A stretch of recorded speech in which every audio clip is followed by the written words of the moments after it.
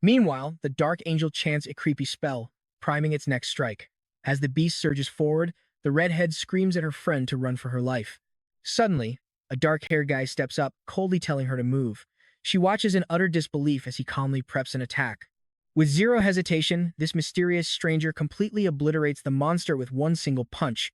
The massive Dark Angel instantly turns to solid stone, leaving him posing victoriously over the wreckage. The girls are totally stunned. He literally one-shotted a level 4 threat. With a smug smirk, he casually remarks that it has been forever since he last saw a human. Then he asks what year it is, leaving the redhead totally baffled. She stammers, trying to ask who he is, while her blonde friend cowers behind her. When the guy glares at her, she nervously squeaks out that it is October 6th, 2024. He is visibly rattled. To him, only a single year had gone by. Now, here is the crazy part, he spent hundreds of years surviving in hell, but only 1 year passed on Earth. He quickly realizes his math on the time distortion was totally off. The young man remembers that exactly 1 year ago, his absolute nightmare began. On that fateful day, he faced his worst enemy for the very first time. He flashes back to falling into that brutal, hellish place called the demon realm of Rigo. Despite the unimaginable torture, our main character fought his way out victorious. Now, after what felt like an eternity, he is finally back. The redhead immediately wonders if he is some hidden S-class hunter or a classified government superweapon, but she would definitely know about someone that's strong, right? Meanwhile, the guy wonders if someone else slipped into another timeline. Suddenly, an armored car screeches to a halt. Armed agents in heavy bulletproof gear pour out of the vehicle. Other hunters arrive, and their leader immediately commands everyone into combat stances, acting like he owns the place. He greets the girls, and she recognizes him as squad leader Kim Jong-woo. He pats her shoulder, apologizing for being late, and tells them to leave the rest to his team. As Jong-woo asks about the threat, one of his cocky soldiers tries to act tough, barking at our main character to get out of the way. He laughs off his gear as cheap cosplay, getting pissed when he is totally ignored. Sensing the rising tension, the redhead begs the squad leader to control his hot-headed soldier. Ignoring the insults, our hero gives the soldier a cold, 3-second warning. With glowing, predatory eyes, he asks the guy to give him one good reason to let him live. Nervous but proud, the muscular hunter draws his blade. The redhead panics and blabs that this stranger just killed a level 4 beast, leaving the squad leader sweating bullets. Terrified, the musclehead figures he has to strike first or get wrecked. He charges ahead, screaming his ultimate skill, Blade Storm, but he gets cut off immediately. With absolute ease, our dark-haired hero stops the charge with a single finger to the guy's forehead. Then, with monstrous power, slams him down, shattering the concrete. Staring at the broken body, our lead coldly notes that his 3 seconds are officially up. The paralyzed leader snaps, screaming, demanding to know what he just did to his man. But trust me, he does not even care. He tells the leader to look up, because a massive portal is tearing open right above them. He warns that their combined power won't even scratch whatever is about to crawl out. Hearing this, the surrounding hunters are instantly paralyzed with pure terror. The leader stands frozen, unable to process the horror. Emerging from the rift is a titanic beast, immediately identified by the system as a level 6 nightmare. In a panic, Jong-woo radios base, reporting that the legendary beast Red Horn has landed. HQ warns that this monster can easily slaughter 30 million people in a single day. Terrified but desperate, the leader activates his powers and demands a nationwide emergency summon. The hunters brace themselves, ready to throw their lives away just to buy a few precious seconds. A hunter with glasses yells at the blonde to escape with the injured redhead. As the brave squad charges to their doom, our hero and the blonde just stand there, watching. Confused and desperate, she cannot understand why this insanely strong guy is just spectating. She turns on him, demanding to know why he is not helping them fight. He just gives her a chilling, cold smile, asking why on earth he should care. She fires back, arguing that this is his world too, and he clearly has the power to save it. He demands a single good reason to get involved. To him, the weak are destined to perish, while only the strong have the right to survive. He calls it the absolute law of nature. If they want to live, they must fight with everything they have. Otherwise, they will simply be crushed by the strong, which is exactly what happens as the beast brutally swathes through another hunter. Watching the brutal slaughter firsthand, the blonde girl is paralyzed with horror. Completely ignoring the bloodbath, he casually asks her where the local MUS office is located. Calling her utterly useless, he turns his back and walks away. She snaps, calling him absolutely insane for asking about directions at a time like this. She tries to drag her friend away, but the blonde refuses to run. The girl, named Nuri, stands up, declaring that true power carries responsibility. Reaching into a portal, she pulls out her twin swords, determined to make a stand. She charges headfirst at the behemoth, yelling that the strong must protect the weak. Our hero is actually surprised to see her rush a giant beast with simple blades, but her strike completely fails, and she is instantly disarmed. Realizing she is defenseless, the massive monster opens its jaws, ready to swallow her whole in one bite. Nuri shuts her eyes, accepting her fate as tears fall. Suddenly, a voice commands the beast to kneel. In a flash of brutal force, the giant's head is smashed straight into the asphalt. The shocked hunters look on, completely unable to believe their eyes. Our protagonist now cradles Nuri in his arms, whispering that she is actually pretty interesting. With clothes like demon wings, he holds her close, admitting he likes her spirit. As she blushes, he introduces himself as Taeyong. And trust me, you and I are going to love seeing where this crazy journey takes them next. Alright, you and I are about to dive into a wild story as this blonde girl wonders if she is staring at a literal demon. But their quiet moment is shattered as the monster roars, ready to strike again. Annoyed by the noise, our dark-haired protagonist coldly calls the beast an insignificant bug. Giving it a terrifying glare, he tells the creature it does not even have the right to breathe in his presence. Then, with one devastating punch, he unleashes insane strength to silence the beast, sending shockwaves that make the entire area tremble. Glaring at the giant monster, he mutters that its head is arrogantly higher than his. Summoning a massive energy sphere above the beast, he demands to know why it is not bowing. The glowing orb slams down, smashing the monster's head into the dirt. Nearby, the other awakened hunters are totally paralyzed with fear after witnessing such godlike power. Looking down at the crushed beast, he notes they are finally eye to eye. Our main character then reaches out, using his power to slowly extract a glowing crystal directly from the monster's corpse. The purple crystal floats right into his open hand. Inspecting the glowing gem, our hero looks slightly disappointed, muttering to himself that this cheap stone is all he got. The squad leader watches in absolute shock, wondering if that is a high-tier magic stone. Suddenly, the crystal dissolves into sparkling light, leaving the blonde girl completely dazed. Stammering, the girl asks if he is all right. The demon lord just turns around and coldly commands her to follow him, leaving her totally bewildered. Now pay attention here, because things get incredibly tense as he gives her a terrifying ultimatum, leaving her with absolutely no choice but to obey. Suddenly, leader Jung-woo yells out, refusing to let this happen. He thanks the stranger for saving them, but insists Nori is part of their team and is not going anywhere. Our main character just glares back with icy eyes. With a simple, "I can," Taeyong declares he does not need permission and warns them to move. Unleashing a crushing aura, he forces every single hunter to their knees, groaning in agonizing pain. Jung-woo struggles to breathe, terrified by this monstrous pressure. Calling them mere insects, our hero grows annoyed by their resistance and decides to wipe them out once and for all. Desperate, Nori throws herself in front of him, begging him to spare her allies. She promises to follow him anywhere, as long as he swears not to hurt her friends. The demon lord studies her face, noting she has a surprisingly strong sense of justice. But as he looks closer, he senses an unusual power hidden deep within the blonde girl.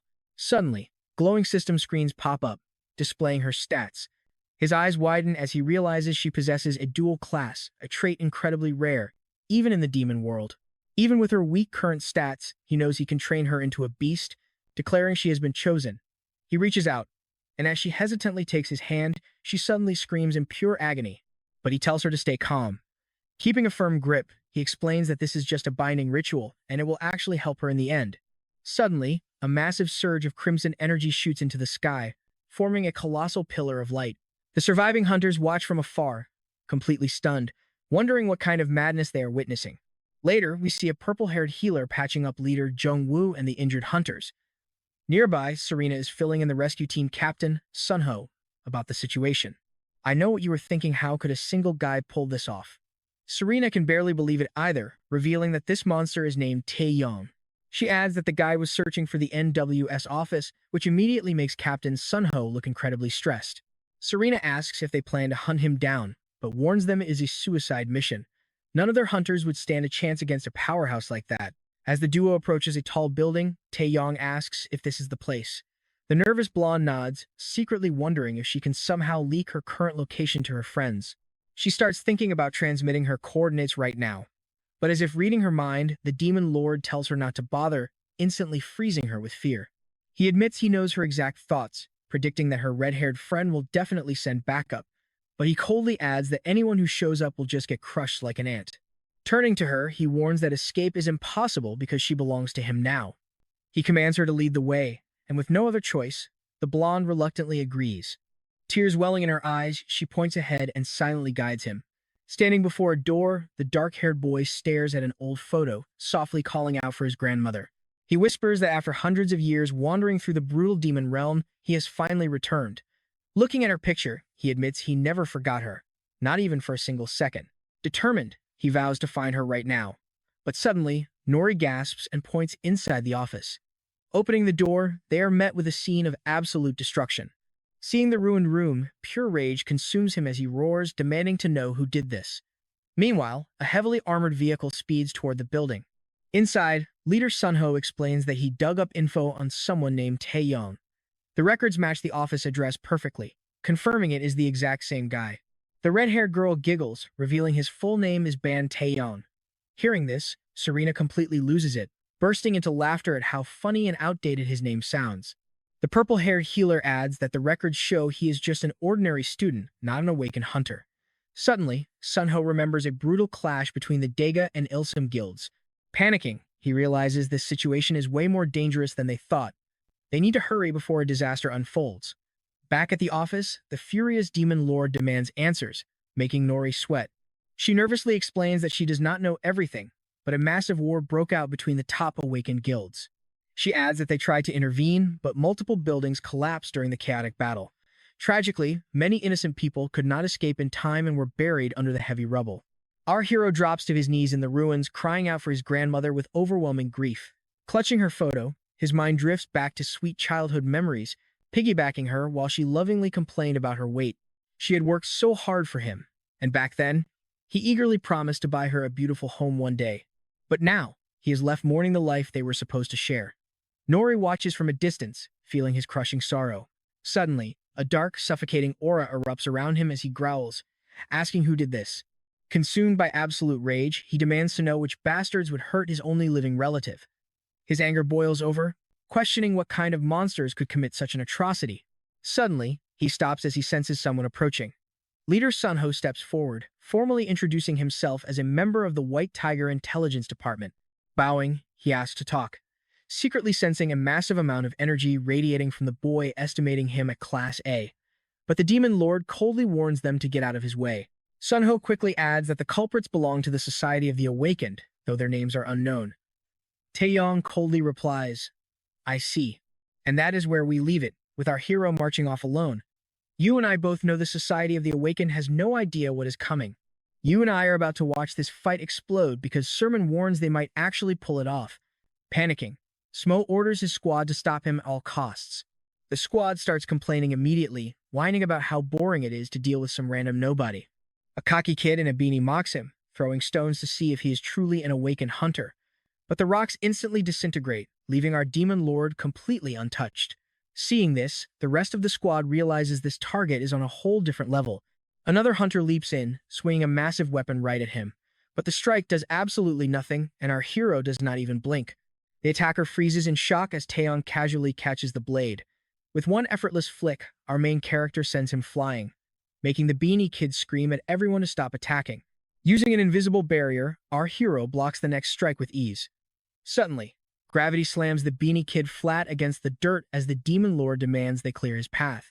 Serena warns the others that they have zero chance of stopping this monster. With their team totally crushed, Celine proves she was not joking about him, destroying the entire association. Staring at the terrifying dark aura swirling around the boy, the leader wonders how anyone could possibly stop such a beast. Suddenly, a small hand grabs his cloak, desperate to stop his rage.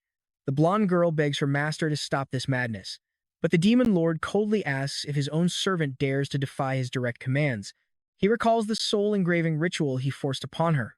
Because of that spiritual bond, she should instinctively obey his every command and remain completely unable to ever betray him. But pay attention here, her sheer willpower defies his magic. She argues that good people still exist, and they will fight to the end to protect everyone. Tears filling her eyes, she explains they fight for the ones they could not save, sharing that she truly feels his agony. She cries that this whole tragedy is simply too heartbreaking. She begs him to stop, reminding him that good hunters are out there trying to prevent these exact tragedies. Hearing her plea, the demon lord calms down, questioning why he even returned to Earth. Suddenly, he remembers his grandmother, who once told him he did not need to be the absolute best at everything. She taught him that simply being a kind person would let him help those in need. Deeply moved, the demon lord gently pats the blonde girl's head and thanks her, admitting that she helped him remember the true reason he returned. He remembers that the sole reason he survived all that hell was to simply live by his grandmother's side. Staring at the ruins, he bitterly realizes it is too late to save her. But now, he vows to protect this world, honoring his grandmother's peaceful teachings. The blonde girl smiles brightly and agrees enthusiastically, but he quickly scolds her, pointing out she would be dead if not for his mercy. He then turns to the defeated squad, declaring he will leave the association alone on one condition. The hunters are completely confused, so the leader begs him to go on. Holding up a glowing crystal, the boy demands they track down his grandmother's killer within 3 days. Cut to the massive regional intelligence headquarters, where a panicked agent runs frantically through the long hallways, desperately screaming for Leader Kang. He bursts in yelling, furious at the leader for vanishing. The angry chief scolds him, demanding to know why he did not report back immediately. Samuel apologizes, explaining he was busy dealing with the aftermath, while the chief demands to know how they stopped a level 6 threat. Samu promises a full report soon but drops another hint, making the chief highly curious. I know what you're thinking, is he going to register? Well, the chief spots Taiyang and asks if he is an awakened hunter. Samu explains he is a new find from the scene, still unregistered. The chief instantly orders them to test and register him, leaving Sundo and Siline absolutely petrified. Overhearing this, the demon lord chuckles, mockingly asking if they genuinely believe they can test his power. Smiling at the sheer absurdity, he agrees. Soon, they arrive at a massive, overcrowded waiting hall. Our hero complains about the massive crowd, but Serena explains they are all just hoping to awaken their powers. Impatient as always, our protagonist snaps, asking if they seriously expect him to stand in line. Terrified of what he might do if kept waiting, she frantically runs to check with reception. The red-haired girl rushes to the desk, identifying themselves as the White Tiger Squad. The receptionist confirms they are here for Taeyong's power assessment, but points to the sea of people waiting to get classified first. The attendant flatly warns them that there are 0 exceptions, so they must wait up to 2 hours. Right then, our hero's eyes flare crimson with absolute fury. Dark energy explodes around him as he asks if they dare make him wait behind weaklings. Realizing the danger, the blonde girl begs him to stay calm. An annoyed guy in line snaps at him to wait his turn like everyone else, but he immediately freezes in absolute horror as a crushing weight of pure aura slams into his soul. Glare full of disgust, our protagonist commands the crowd to clear a path. The receptionist completely paralyzes in sheer terror, while the demon lord growls that testing these weaklings is an absolute waste of his time. While Nori tends to a traumatized hunter, our hero demands they measure his rank immediately if they even have the courage. With bodies scattered all over, the chief complains about the instant disaster caused by a simple grading test. Looking at the chaotic mess, he sighs, since every single hunter is incredibly valuable. The blonde girl cheerfully remarks that they got off easy, explaining her master was actually being incredibly merciful by not breaking any bones. This leaves the chief sweating, wondering who this terrifying guy truly is. The squad leader walks up, warning his boss to brace himself. Now inside the private testing chamber, our protagonist faces the evaluation orb. A technician explains that since he is a magic type, he needs to strike the orb. She asks the young man to hit it with his absolute strongest attack. The demon lord thinks it is ridiculous to unleash his full power on a basic magic stone. Choosing to use just a tiny fraction of energy, he commands it to explode, but absolutely nothing happens, leaving him utterly confused. An operator in the glass control booth tells him not to panic and just try to relax. Annoyed, our hero balls his fist as sheer frustration takes over. Deciding to rely on raw physical force, he reels back and punches the sphere with everything he has, coldly uttering the command to detonate. Suddenly, a blinding eruption of raw mana blasts out from the artifact. The control room operator freezes in pure disbelief as the entire testing orb completely disintegrates. Stammering, she tries to guide him to the next test, but he cuts her off. The demon lord declares that these toys cannot possibly measure his power, snaps that he is done wasting time, and demands his final grade. The trembling staff member hands the data to her boss, while the blonde girl remarks that her master finished even faster than she did. The chief sweats buckets looking at the data, while the girl casually asks about the outcome, even inviting her master out for coffee. But they both turn back to the silent chief, waiting for the final verdict. The screen flashes Class S, and our hero looks so incredibly bored he actually yawns. And that is where we leave them enjoying coffee after shattering the entire scale. All right, You and I are about to dive into the story of a literal demon lord trying to survive modern society. It starts simple. He sips some green tea, complains it is too bitter, and his cute assistant immediately offers her own drink. He takes it with a surprisingly adorable face. He actually loves the taste and blushes a bit, realizing it is delicious.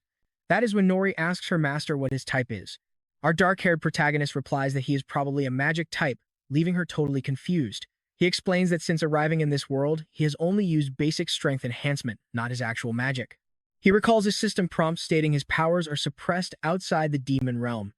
Hearing this, the blonde assistant is shocked to realize magic is heavily restricted in this world. She instantly pictures him as a cheesy circus magician, but he scolds her because he can read her mind. Besides, summoning his massive castle here would totally crush the entire building. Suddenly, the team chief calls his name and our main character turns around. The boss nervously announces that his test results are in and he is a Class S, shocking everyone. He reveals that our protagonist is the country's very first Class S awakener, leaving Nori utterly amazed. But the demon lord tells him to skip the flattery and get straight to the point. Stuttering, the chief promises to explain everything right away. But before the man can even finish his sentence, the young man shuts him down and rejects the offer completely. Desperate, the chief promises him massive fame and fortune if he goes public. But the demon lord finds this incredibly annoying, claiming he can make money whenever he wants. They should just be grateful he is cooperating with them at all. With a deadly serious glare, he warns them that he will only assist if they meet his exact demands. Now, watch closely here. While the chief frantically hunts for a ruthless criminal who thinks he is untouchable, a sleek black car drives down the road, carrying our demon lord and his servant to a safe house. Inside the car, the team leader promises to keep Taeyong's true S-Class rank a total secret. He also assures him that a secure, private residence is being prepared for both of them. As the car drives off, the chief laments that they cannot show off their first S-Class. But the young woman notes that revealing an S-Class would completely shatter the global balance of power. The boss sighs, realizing citizens would feel much safer if they knew he existed. Cut to our main character and his loyal servant pulling up to an absolutely massive, luxury mansion. They walk past a beautiful pool and through a sprawling garden toward the giant estate. While the blonde girl is completely blown away, the demon lord shrugs. It is nothing compared to his old castle, but it is not bad. 3 days later, the White Tiger team leader arrives at the mansion to check on them. But as he walks up to the front door, strange, violent noises from inside make him stop. Wondering if a literal war is breaking out inside, he slowly cracks the door open. He peeks into the room, desperate to see what the hell is actually going on. He sees the private gym completely wrecked with the poor girl collapsed on the floor. Our protagonist just stands there, telling her to stop holding back and hit him with everything. Nori grabs her twin swords and charges. The team leader realizes this is actually a brutal training session. The blonde crosses her blades, focusing every ounce of her energy on the next strike. Leaping high into the air, she strikes with absolute determination.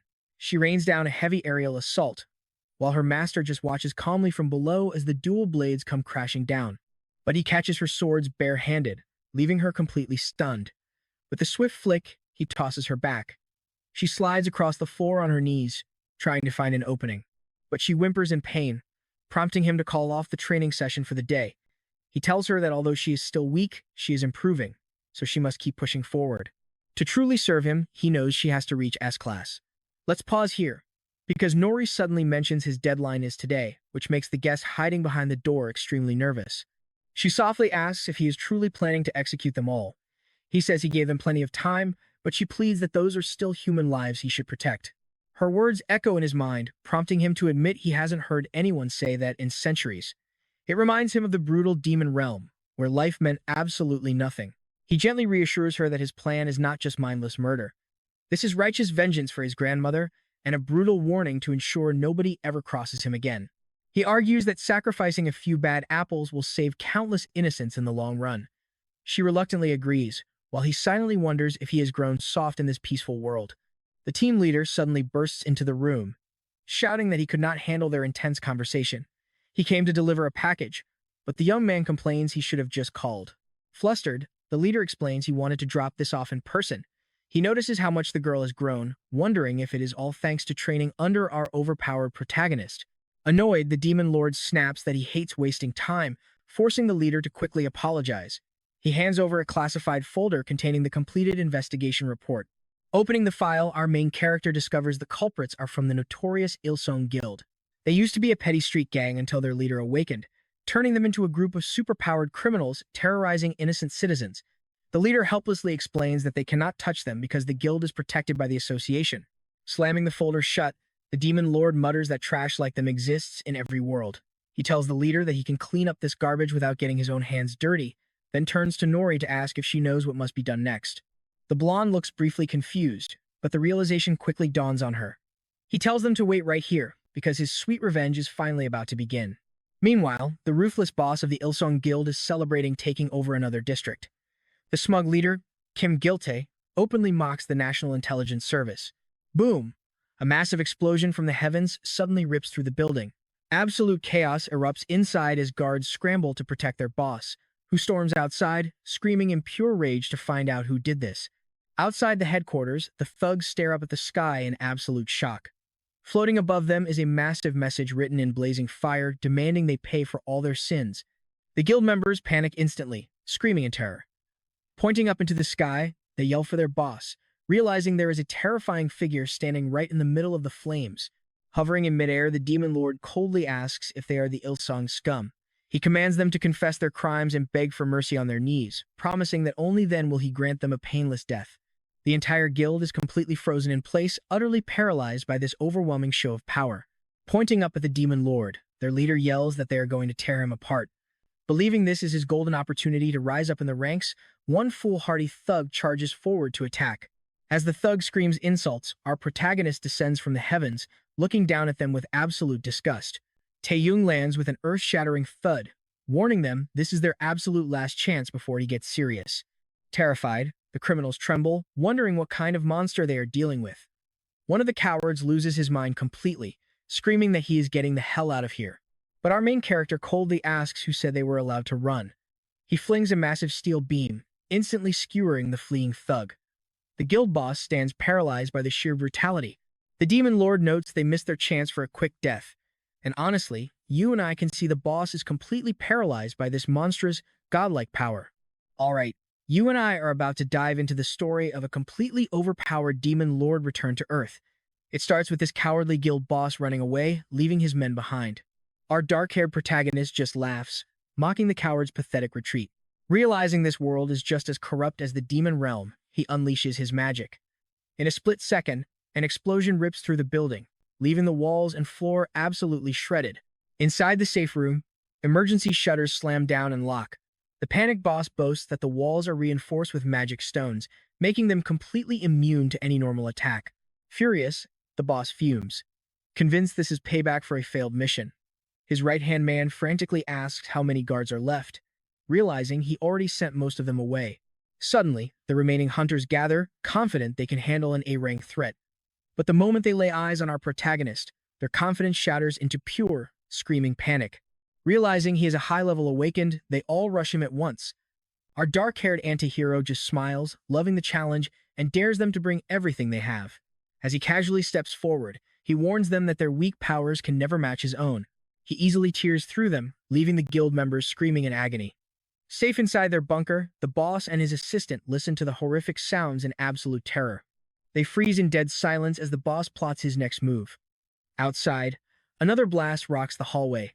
Watch closely here, because he is about to knock right on their door. Walking through the smoke, he approaches their hideout with a terrifying glare, mocking the rats for running into a trap. The remaining henchman is utterly speechless, unable to comprehend how a single person wiped out an entire army of awakened hunters. Panicked, the subordinate crawls to the glass, slamming his fists against it. The reinforced door does not even scratch, and he screams that he is not ready to die. Our protagonist grabs him by the throat, asking why a murderer deserves to live. Without a second thought, he crushes the man's skull and finishes him on the spot. The terrified guild leader trembles, calling him a monster. Coldly, our demon lord responds that he is here to completely wipe this guild off the map. He looks down at the shivering boss, asking him to give him a single good reason to let him live. The boss desperately claims it was self-defense, but our hero sees right through the lie. He shuts him down instantly, pointing out they were the ones who ambushed him without mercy. Shocked that his lies failed, the boss wonders if this is some kind of sick joke. Stealing his resolve, he remembers his status as guild leader and charges forward, willing to sacrifice his own arm just to take the boy down. He throws a direct, heavy punch straight at the boy's face, but it does absolutely nothing. The boss fumes when he realizes his attack did not even leave a scratch. With glowing eyes, Taiyang calmly offers him a single minute to keep trying his best. Pushed over the edge, the guild leader snaps and screams that he will make him regret this. He rains down frantic strikes, but every single punch collides with an invisible barrier. The boy watches with absolute boredom, thinking there is no way he could ever lose to trash like this. Recalling that he only came back to Earth for his grandmother, our hero prepares to end it. The leader winds up for one final, desperate punch, but in a flash, his arm is sliced clean off. Our hero stands unfazed while the boss screams in agony, crying that his minute is not even up. Looking down at the pathetic wreck, the boy coldly announces that he changed his mind. He promises to end him right now, making him suffer the worst agony imaginable. Crying out, the boss begs for mercy and offers everything he owns to survive, desperately asking why he even cares about the lives of these victims. Unfortunately for him, every single ally he could call upon has already been slaughtered. With absolute horror dawning on him, he realizes no one is coming to save him as he continues to beg. You and I both know the authorities had to step in eventually. Sometime later, police tape wraps the ruined building while an officer mutters that the kid truly left no survivors. He looks worried, pointing out that an even bigger storm is brewing because the Hunter Association cannot ignore this. During their emergency meeting, a member loudly declares that this is not just some murder case, but a complete massacre. He demands to know how they can turn a blind eye to such brutal violence. Inside the high-level boardroom, they argue over how to discipline a rogue S-rank hunter. An official warns that allowing vigilante justice will ruin the country. However, the head of the association ignores the bickering entirely, focusing on a far more critical issue at hand. He shifts the topic to the alarming rise of dungeon gates appearing across the city. Explaining the sudden spike, he reveals that 12 high-level portals have opened this week alone, unleashing incredibly dangerous and powerful monsters into the streets. Even worse, regular hunters cannot handle them. Fortunately, they have an S rank on their side. He believes the boy can resolve this crisis, but warns that he cannot run completely wild. The regional chief panics as the association president demands the boy issue a formal apology. Seeing the cold look in his leader's eyes, the glasses-wearing official quickly bows and apologizes. The president calms down, acknowledging everyone's sheer frustration with this crazy situation. They are dealing with an unstoppable force that holds the country's entire future. Meanwhile, back at home, our protagonist takes a shower while keeping an eye on his maid through the mirror. The blonde maid finishes her chores and decides it is time to wash her master's laundry. But the moment she opens his closet, she freezes in absolute bewilderment. Every single outfit is identical, prompting her to grumble about his agency's complete lack of style. Clutching a fresh pair of clothes, she heads to his room but immediately shrieks in embarrassment.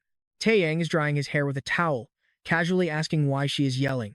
Face red, she stammers, asking why he would walk out of the bathroom completely bare-chested. She shoves the laundry into his hands and begs to be excused. As she bolts out, he sighs at how easily flustered his subordinate gets. Later that afternoon, the two of them relax out in the sunny courtyard garden, taking a quiet breather. Nori watches him, noticing he has been unusually silent since his revenge ended. She wonders what she can possibly do to bring some joy back to her master. Suddenly, a bright idea hits her, and she turns around with an excited grin. She happily suggests that the two of them go shopping together. Taken aback, our hero can only repeat the word in his mind. She insists he needs a proper wardrobe update, and surprisingly, he agrees. The maid is absolutely thrilled that her master accepted her offer to go out. Nori rushes to get ready, but her master stops her, saying there is one major issue. Fearing the worst, her mind races with dark thoughts, only for him to reveal he is completely broke.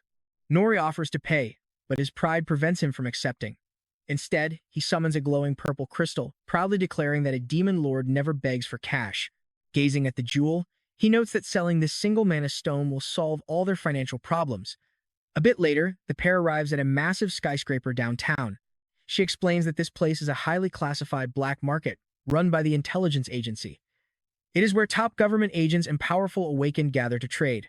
Approaching the counter, a polite clerk greets them and asks what item they are looking to appraise. She explains she must inspect the good to estimate its price, but the moment she sees the purple gem, she freezes in pure disbelief. Trembling, she asks them to wait while she frantically places an urgent call. She contacts the division manager, notifying him that they have a walk-in cellar with an unbelievably rare item. She gasps that the scale of this magical stone is completely off the charts. Minutes later, they are ushered into a private office where the division head, Park Sun-ho, introduces himself with a warm welcome. He secretly wonders why an elite agent is escorting this mysterious kid. But trust me, you and I are going to want to see his face when our hero tosses that massive gem onto the table. You and I are about to witness the craziest trade ever. Park Sun-ho cannot believe the sheer size of this high-level gem. Our main character calmly asks for his offer, leaving the manager completely speechless. Sun-ho apologizes, explaining that buying a massive stone like this would literally require a whole nation's budget. Annoyed by the delay, the young man snatches his crystal back with pure disdain. With a simple flex of his power, he easily shatters the giant gem into smaller pieces. The shocked sales manager can only stare as our hero casually asks if that solves their problem. Park is losing his mind, wondering how anyone can just break magic stones, especially since one shard is worth billions. He promises he can buy it, but needs some time to gather the massive funds. Our hero sighs in disappointment, mocking the country's largest trading market for being completely broke. That is when Nori steps in, asking if they can at least pay a down payment right now. The manager stammers that this is totally unprecedented, but she reminds him of the insane profit they will make. She drops a direct proposal, pay 1 billion right now, and they will close the deal. Our protagonist watches her in disbelief, wondering where she gets the nerve to negotiate like this. Sweating under pressure, Park accepts the offer, feeling like he is dealing with a wild, dangerous beast. Moments later, the transfer of 1 billion is completed, landing right into Taeyang's account. With the massive payment confirmed, Nori flashes an excited smile and declares it is finally time to go shopping. As they stroll down the street, she suggests upgrading her master's wardrobe first, proud of her negotiation skills. Meanwhile, back at his office, the furious agency manager fumes over how those worms dared humiliate him. He is absolutely outraged that they took advantage of an elite like him. Blinded by pure rage, the man grabs his phone, swearing to show them the terrifying, true power of money. He makes a call, ordering a hit on some scoundrels who need to be dealt with. Meanwhile, our hero and his assistant are happily shopping when the sky suddenly turns a sinister purple with flashing lightning. Watch closely here.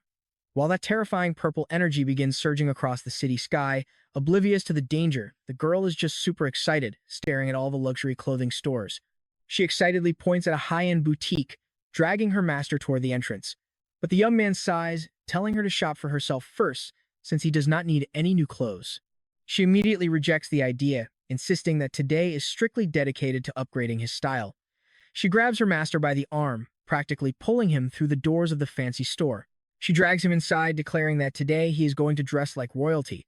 The young man watches her in silence, secretly surprised by her bold attitude. He realizes that the more he pays attention to her, the more impressed he gets. Taeyang stares down at Nori's hand tightly, gripping his fingers. He silently reflects that the more he observes this girl, the more peculiar and interesting she truly seems. They step into a high-end luxury boutique called Moral to begin their shopping spree. A polished employee greets them with a formal bow, asking if they need assistance, but our excited blonde companion just points to the racks. She demands they dress her boss from head to toe in the absolute finest outfits they have.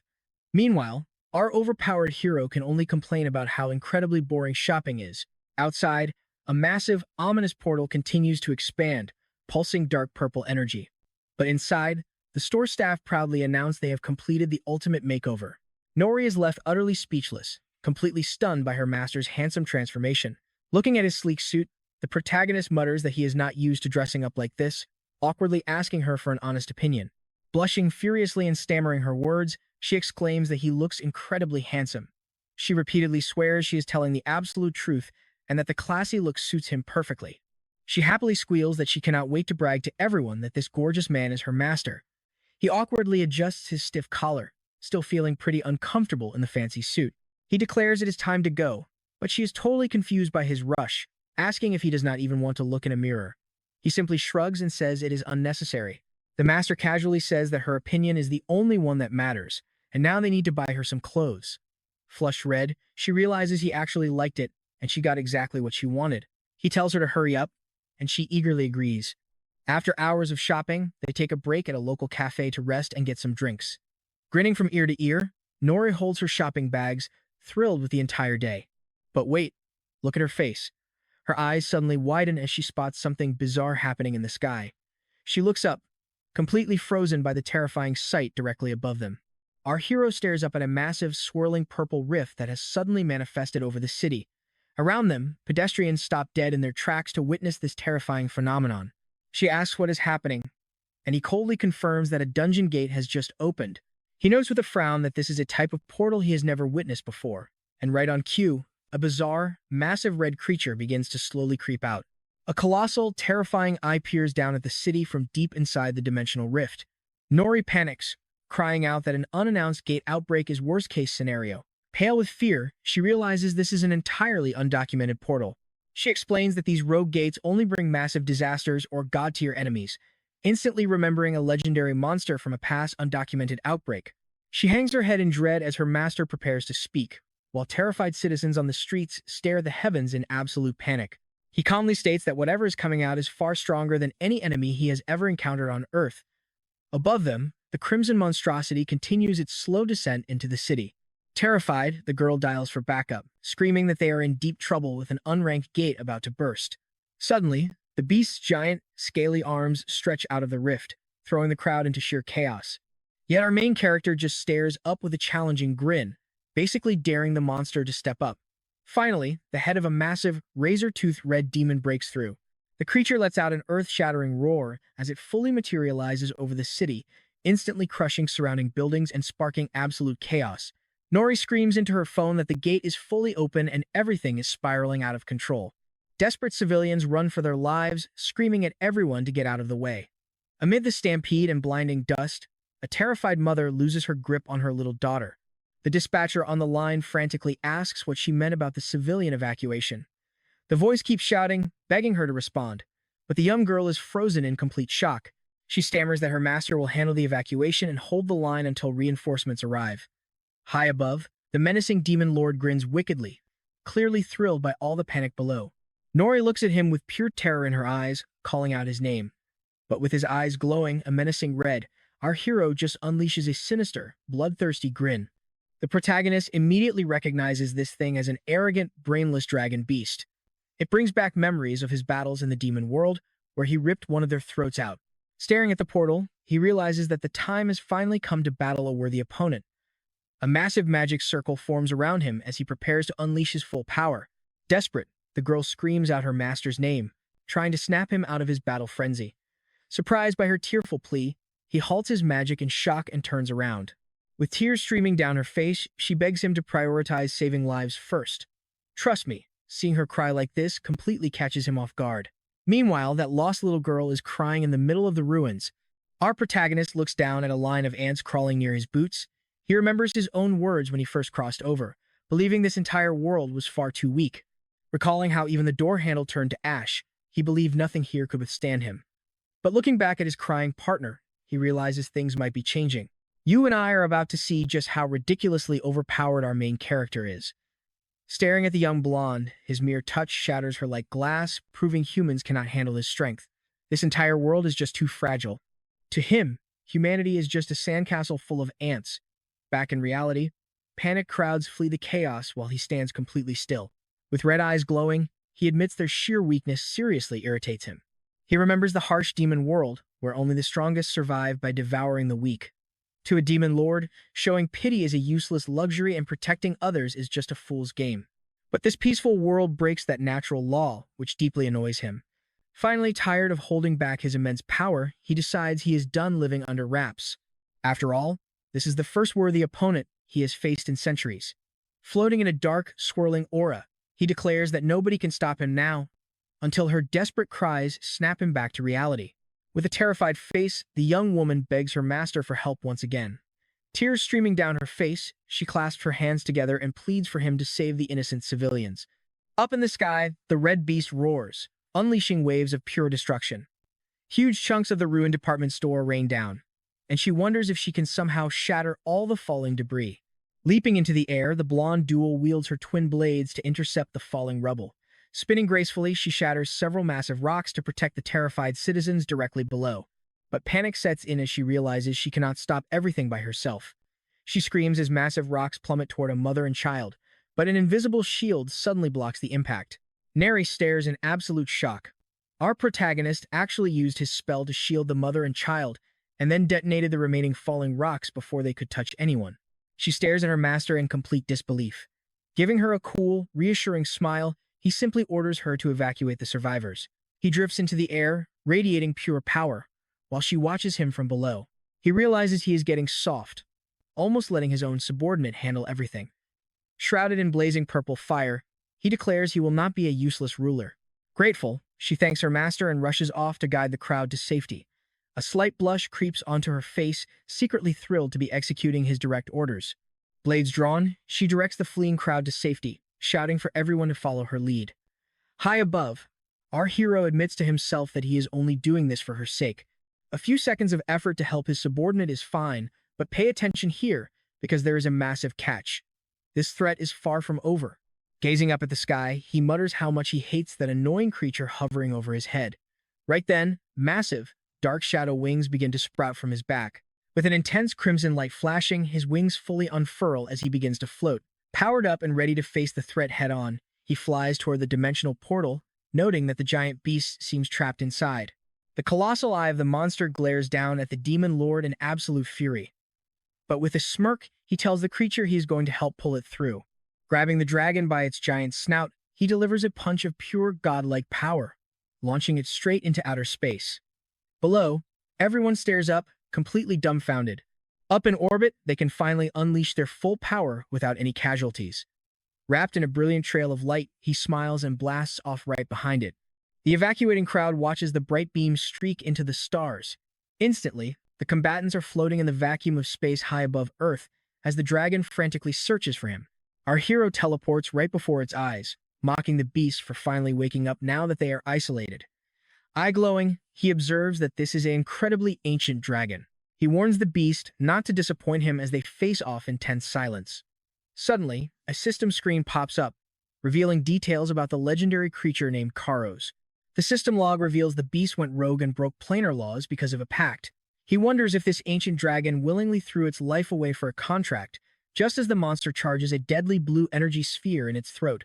The dragon unleashes a massive energy beam, and he knows this is bad. Floating out here, he realizes that the defenseless human world is sitting right behind him. You and I both know if that breath weapon hits Earth, it will be a complete bloodbath. Dodge it? Sure. But then this trip is useless. So, he decides to tank the blast head-on. The blue energy collides directly with his invisible magic barrier, shielding him completely. Believing the boy is vaporized, the dragon ceases its attack. Instead, our main character stands perfectly fine in the vacuum of space, totally undamaged. Glaring at the beast, he complains that he literally just bought these clothes. Absolutely enraged by his casual attitude, the dragon prepares an even larger magical attack. But with a confident smirk, our hero rushes the beast at blinding speed. He drives a devastating punch right into the side of the dragon's massive face, following up with a brutal hammer fist to the head. The red beast shrieks in pain, feeling his true strength. Staring at his smoking fist, he admits that felt amazing after so long. He is honestly thrilled to finally find something that does not shatter on his first contact. The monster roars and lunges to bite him, but he merely touches its scales, analyzing its hide. In a panic, the dragon activates a powerful magical shield to block any more of his heavy physical hits. The demon lord simply watches this defense with a cold, analyzing stare. Getting highly irritated, the ancient dragon roars again, bearing its massive rows of razor-sharp fangs. He delivers a thunderous kick straight to the shield, but it remains intact. Watching closely, he realizes this creature is capable of using advanced dragon magic. The barrier will not stop him, but it is going to drag this fight out. While he admits he has not mastered this world's magical formula to break the barrier cleanly, he smiles, knowing there is nothing he cannot shatter with raw, brute force. Drawn-out battles are boring, so he decides to pull a legendary weapon from his inventory. Summoning a dimensional purple portal, he reaches in to retrieve his personal weapon. His eyes flash as he pulls out the legendary dragon blade, Ascalon, mocking the beast to see if it recognizes it. He casually mentions that this sword was forged from the spine of the famous demon dragon, Zigma. The beast snorts in pure anger at the mention of that legendary weapon. Warning the dragon that this blade is its worst nightmare, the beast spits a massive torrent of blue fire at him. Dodging easily, he asks if it wants to test the blade's legendary power. With one clean slash, he slices the massive energy beam completely in half. Grinning, he comments on how well the sword handles, while the furious monster charges forward to devour him whole. But he is far too fast, slipping past its jaws instantly. Lining up his sword, he aims directly at the beast's chest and drives the blade deep, sending the massive dragon flying backward. Smiling, he warns that with his blade embedded in its chest, its magic is completely sealed. He holds his aggressive stance, watching the weapon drain the beast's power. Declaring that it is finally his turn, he winds up and throws a devastating right hook. The raw physical impact sends the colossal creature hurtling off into the deep void. Meanwhile, on a nearby space station, two astronauts freeze in terror as the giant dragon crashes right past their window. The beast desperately clings to the metal structure to stop its momentum. He admits this beast is somewhat durable. Shrouded in purple flames, he asks what its next move is, and trust me, we cannot wait to see it. All right, you and I are jumping right into this fight where our brown-haired hero recognizes level 6 explosion magic called Flare. He mockingly asks the dragon if that puny attack is actually supposed to hit him. The young man reveals that the beast cannot even scratch him because his magical resistance is already maxed out. The monster is completely stunned, and our hero smugly asks if that is really its best shot. He decides that if that is all, it is time to end this using raw, physical power alone. No more playing around. Wearing a wicked smirk, he prepares his ultimate strike as they clash one last time. Back on Earth, a red-haired girl and her partner scramble to pull civilians from the crumbling ruins. Nearby, the little blonde holds up a massive slab of concrete, shielding terrified citizens from the disaster. At that exact moment, another young man wearing a vest uses his recovery magic to heal the wounded. Meanwhile, a man in glasses surveys the surrounding destruction with the calm air of a true leader. Suddenly, a system alert warns that the portal is rapidly shrinking and about to close. Right after, a second notification confirms that the gate threat has been successfully cleared. Breathing a sigh of relief, the squad leader turns to his team to find out what happened. He immediately asks the little blonde girl where her master and the enemy went. The girl looks up and points toward the sky, explaining that both of them literally flew up. The glasses-wearing leader is completely baffled, pointing upward himself while trying to process this ridiculous news. Right then, someone loudly demands to know if something that crazy is even possible. The B-class hunter named Chunwoman asks if the enemy really just vanished into thin air. He yells directly at the young girl, accusing her of lying, but she fiercely insists she is telling the absolute truth. The level-headed leader tries to calm Chunwoman down, noting that everyone is still in shock. But the arrogant association hunter snaps back, shouting that he is not there to clean up their mess until a booming voice halts them. The powerful leader of the White Tiger Guild arrives, instantly scolding Chunwoman for his trashy behavior. He threatens to file a formal complaint, leaving the association hunter glaring back, muttering about how not all awakened are equal. Now pay attention to this next moment, because suddenly everyone looks up in absolute terror as meteors start raining down on the city. Selma screams for everyone to run and find cover immediately. Suddenly, the falling meteor sprouts wings and pauses midair before slamming violently into the ground, triggering a massive, fiery explosion. The explosive shockwave sends people flying through the air. The blast wave hits the agents hard, forcing the girl to shield her face with her arm. The little blonde is startled at first, but her face quickly lights up with relief. Emerging from the blazing fire completely unharmed is our hero, prompting her to joyfully call out to him. Our protagonist casually notes that he should probably land a bit slower next time as the girl runs over. Meanwhile, the association hunter stands frozen, utterly shocked by his sudden appearance. The young girl rushes straight to her master's side while the other hunter demands to know what happened to the enemy, staring in disbelief. The squad leader praises our hero for a job well done, but quickly adds that they need to talk privately. He summons a magical beast named Uriel, ordering the creature to completely seal off all sound in the area. Instantly, a bright blue barrier of energy forms around them, blocking everything out. Our hero immediately recognizes the summoned beast as a legendary creature straight out of fantasy. Samuel explains that our hero's insane power has actually made things way more complicated. The leader points out that because of his flashy performance, everyone now knows exactly what he can do. The whole world is about to find out that a Korean Awakened defeated a level 7 threat. The leader continues talking politics, but the impatient hero cuts him off. He snaps that he despises wasting time even more than bad manners, demanding they get straight to the point. The blue-haired agent admits they might have to reveal his identity. The young blonde looks at her master with deep worry, wondering what this means for him. Outside the barrier, crowds are already snapping photos, prompting our hero to think this was bound to happen. I know what you are thinking. There is no way he agrees, right? But to everyone's absolute shock, our main character actually goes along with the plan. Crossing his arms, he says they can reveal whatever they want. The blue-haired agent asks if he is sure, but our hero tells him not to make him repeat himself. However, with a cold look, he warns them that he wants zero trouble. He then raises his hand, launching a massive pillar of pink energy into the sky, smiling as he says that this display should be more than enough. The two men watch in utter shock as he explains this is their compensation. Right before their eyes, a massive purple mana crystal appears, floating silently in the air. Meanwhile, in another country, an agent desperately calls out for a man named Mr. Anderson. The blond man is seen reading over a highly classified report in his hands. A panting soldier rushes in to inform Mr. Anderson that their active operation has been cancelled. The blond man demands to know why, and the soldier reveals a level 7 enemy was slain. The soldier keeps reading from his tablet, delivering the most mind-blowing news. He reveals that the monster was taken down by Korea's brand new S-Class Awakened. Chun Woman is losing his mind, trying to figure out what kind of monster this guy is. He complains that the hero literally landed holding the beast's severed head and its mana stone. It is said that humans react in two ways to things they cannot comprehend. The first reaction is to simply accept the unbelievable truth, while the second is to deny it completely. Wearing a smug grin, the hunter chooses denial. Pointing at them, he yells that none of this is real. He claims they almost fooled him, but it is obviously just cheap special effects. The blue-haired agent tries to de-escalate the situation, but the arrogant hunter refuses to listen. The squad leader insists that while it is hard to believe, this is the absolute truth. He officially announces that the young man standing before them is the nation's newest S-Class Awakened. Still refusing to believe it, the furious hunter shoves the agent aside, shouting that this has to be a sick joke. He accuses the intelligence service of faking an S-Class to threaten his guild, yelling that nobody will ever believe a monster was killed way up in the sky. Hearing this, the young blonde snaps, screaming that her master is absolutely not a fraud. She tells him that without her master, Seoul would have been completely destroyed, so he should show some gratitude. But the rude hunter just points aggressively at her, yelling at the girl to shut up. He turns to our hero, insulting the agency for failing to teach its low-level servants any respect. Our hero casually remarks that the man's shouting sounds like a tiny mosquito buzz. His subordinate looks at him, totally surprised by his protective attitude.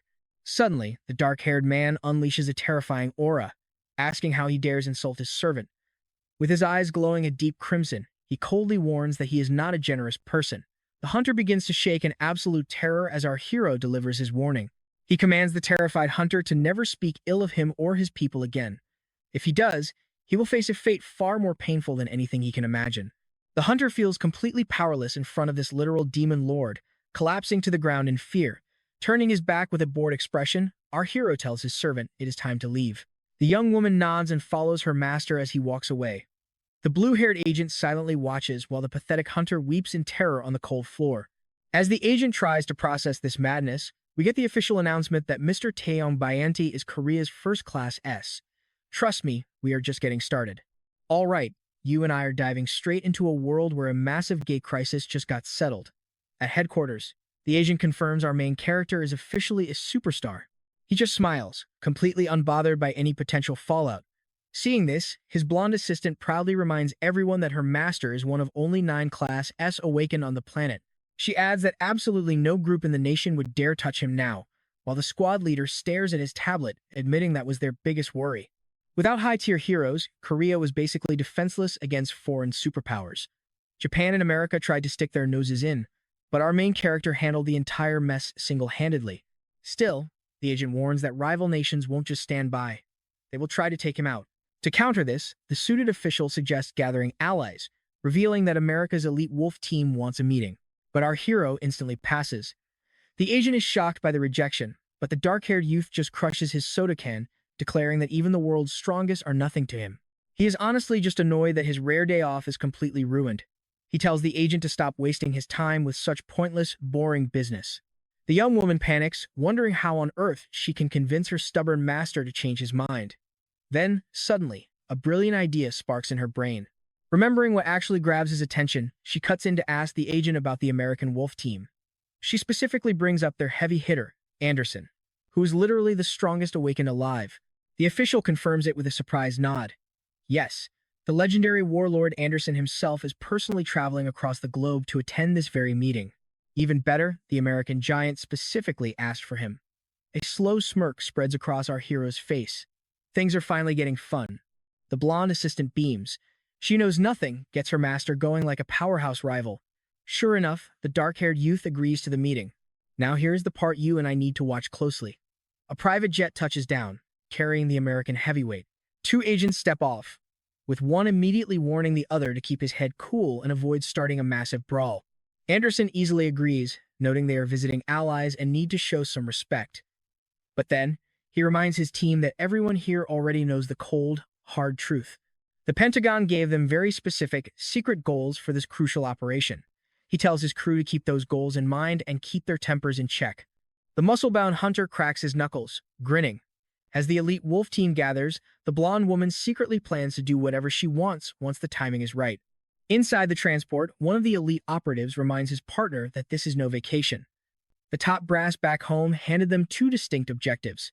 Mission number 1 is to recruit Korea's brand new Class S powerhouse. Then his expression darkens as he moves to the second, far more dangerous objective, which is to thoroughly test this new guy's combat strength. He tells the warlord he will handle all the boring logistics, letting the fighter focus on the goal. But the blonde agent still harbors a nagging doubt about the meeting. He mutters that if the Korean refuses their offer, they will just have to break him.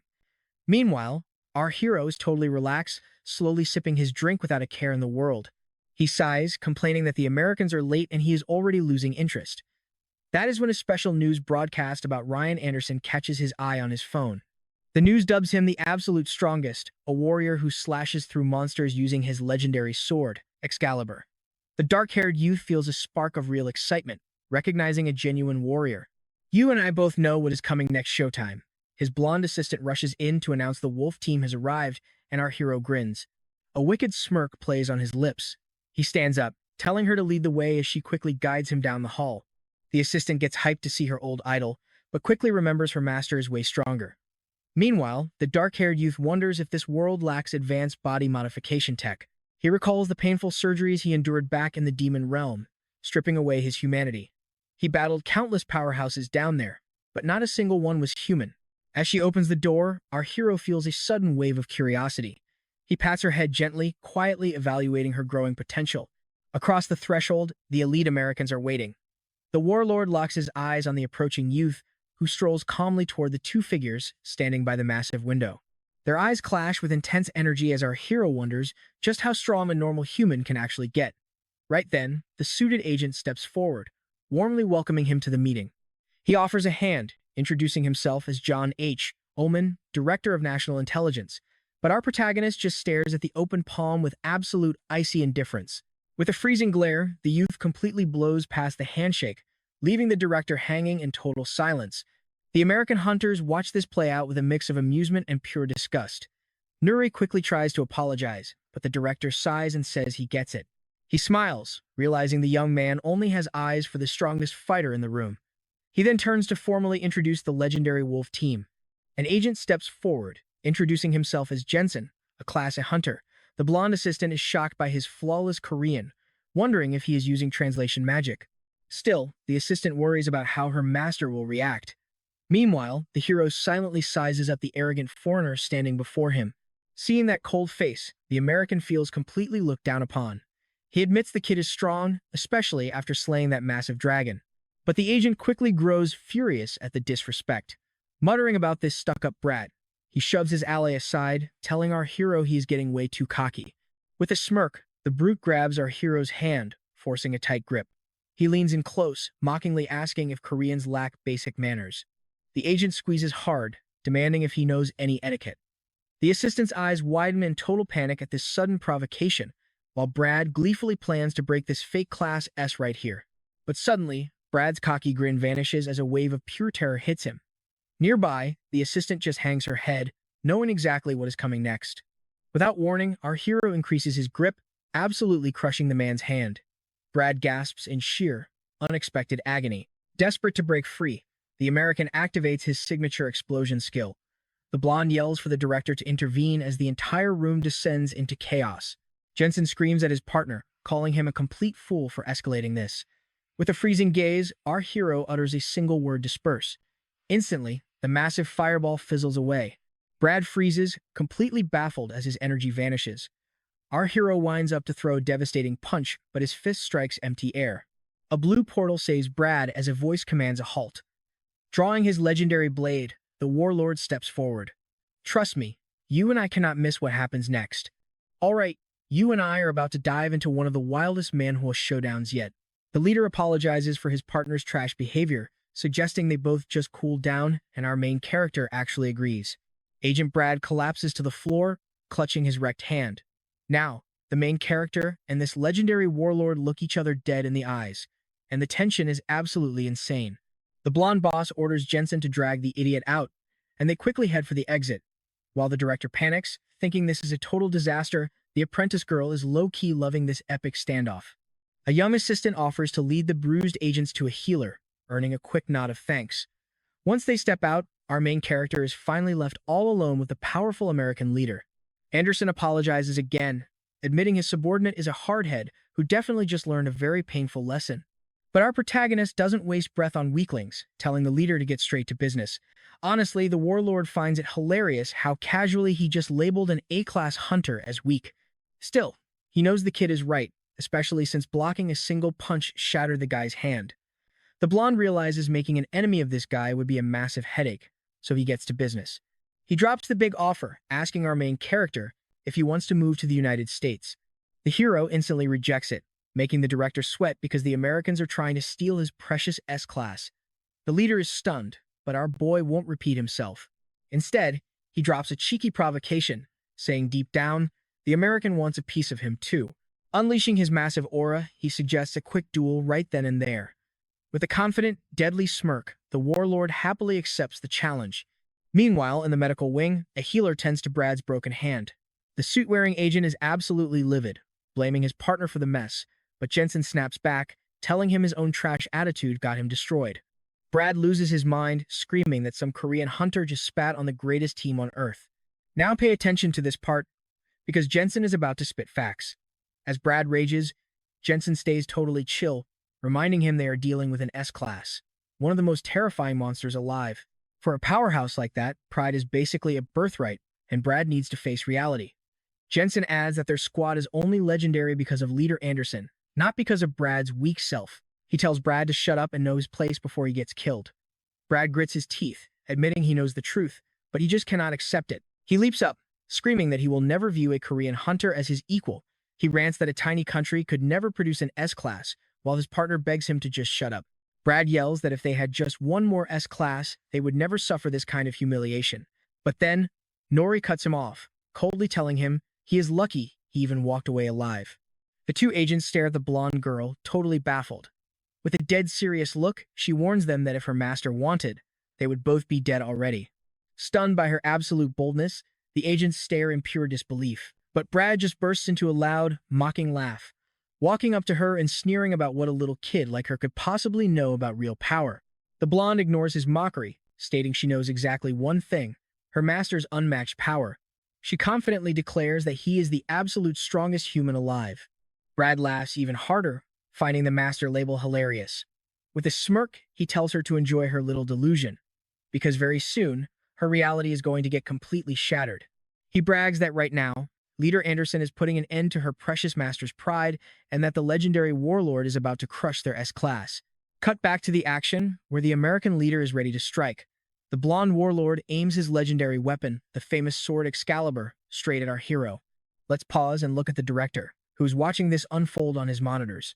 He is totally panicking, wondering if this duel was set up on purpose just to test the sheer limits of American firepower. He knows that even if it's just a friendly spar, they are dealing with two powerhouse S-classes. The poor guy is just praying the entire building doesn't collapse before they finish. Back on the battlefield, the warlord hesitates, looking completely baffled. He looks at our main character and asks why he hasn't drawn a weapon yet. Our hero replies that only a fool would fight a legend empty-handed. Suddenly, his system scans the opponent, revealing he possesses level 3 celestial swordsmanship. So, the dark-haired youth agrees they should both use blades. Knowing his own swordsmanship is sitting at a massive level 8, he wonders which weapon to summon. Suddenly, a whole arsenal of glowing magic swords begins floating around him. Our hero recalls a very special blade gifted by the Demon King himself as a sign of absolute loyalty. Violent purple energy surges as he picks his weapon. The American is left speechless, realizing the kid just summoned a massive portal using high-tier spatial magic. Grinning, our boy tells his foe he kept him waiting. He grabs an incredibly menacing sword, declaring it is worthy of a warlord and calling it the Blade of Thunder. The warlord chuckles, thanking him for showing respect to his beloved Excalibur. He admits he thought the kid was a brawler, but it seems he actually has some real talent with blades. Smiling, our MC reveals his actual class as a mage, but tells him not to sweat it. He promises to fight using nothing but pure swordplay. Hearing this, the American leader grinds his teeth, absolutely furious at the kid's sheer arrogance. Wasting no more time, the American powerhouse grips his blade. He screams that he'll make our hero regret every single word as he charges forward like a meteor. The blonde swing unleashes a devastating wave of energy, obliterating everything in its path. But our hero casually dodges, leaping high into the air. In the monitoring room, the director gasps at the sheer force of a single swing. The impact leaves the training ground in ruins, making him sweat over the massive repair bills. He knows that strike would instantly vaporize a level 7 boss. Yet, floating completely untouched in midair, the demon lord simply smiles and praises the warlord's flashy attack. The blonde is absolutely stunned that his ultimate move was dodged so effortlessly. Seeing the kid floating there, completely unfazed, the American leader boils with rage, swearing he is going to wipe that smug grin right off his face. With zero hesitation, the warlord lunges forward again with a relentless flurry of strikes. But our boy is just having fun, praising his opponent's gritty determination. He raises his own weapon, announcing it is time to take this up a notch, sending a chill of pure danger down the American's spine. With a blindingly fast burst of speed, our protagonist lunges, leaving a sharp red trail behind. The warlord is slammed violently into the dirt, crying out in sheer pain. The impact is absolutely devastating, leaving the hunter badly injured. Standing above him, our hero expects more, thinking the strongest human cannot lose this easily. He genuinely hopes the duel isn't over yet and that the blonde can still stand. Down on the floor, the battered warlord is completely stunned by this overwhelming strength. This insane pressure reminds him of a legendary nightmare from his past, the Bone Collector. We flash back to the American fighting a massive, terrifying creature. And that's where we leave things today. Trust me, you and I are going to want to see how this crazy duel ends. You and I are jumping right back into the action, where this arrogant American leader claims his blade is totally indestructible, believing he is completely unbroken. The blonde giant lifts his weapon from the dirt, ready for round 2. Meanwhile, our hero just smiles, finding the whole display highly entertaining. The warlord recognizes the dark-haired fighter's crazy power, warning him that things are about to get serious. He boldly declares that he is going in for the kill now, and our protagonist simply tells him he cannot wait. Over in the observation room, the director is absolutely losing his mind, screaming for them to stop. That is when the American unleashes his massacre skill, causing his blade to radiate with blinding light.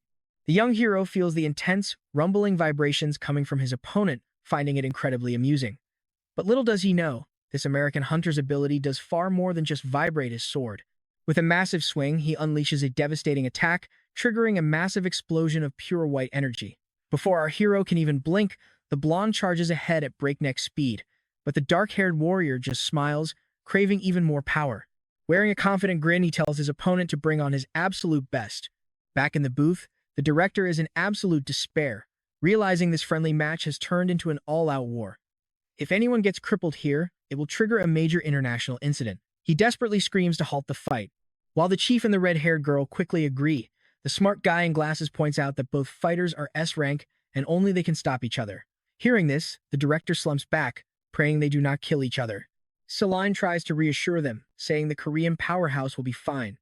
She explains that he is smart enough to hold back so he does not destroy the entire facility. But right on cue, a massive explosion rocks the facility near their room.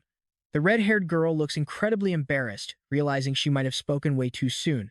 Her colleague notes that since the kid has been protecting Korea, it was a fair guess. Still, she admits she is actually worried about the American warlord. And back in the arena, that arrogant leader is suddenly looking absolutely terrified. Now watch this. Our hero unleashes a massive crimson arc of sword light, causing absolute destruction that makes the director fear the whole building is coming down. The dark-haired fighter wants to see his opponent's true potential, but knows this structure cannot handle the impact.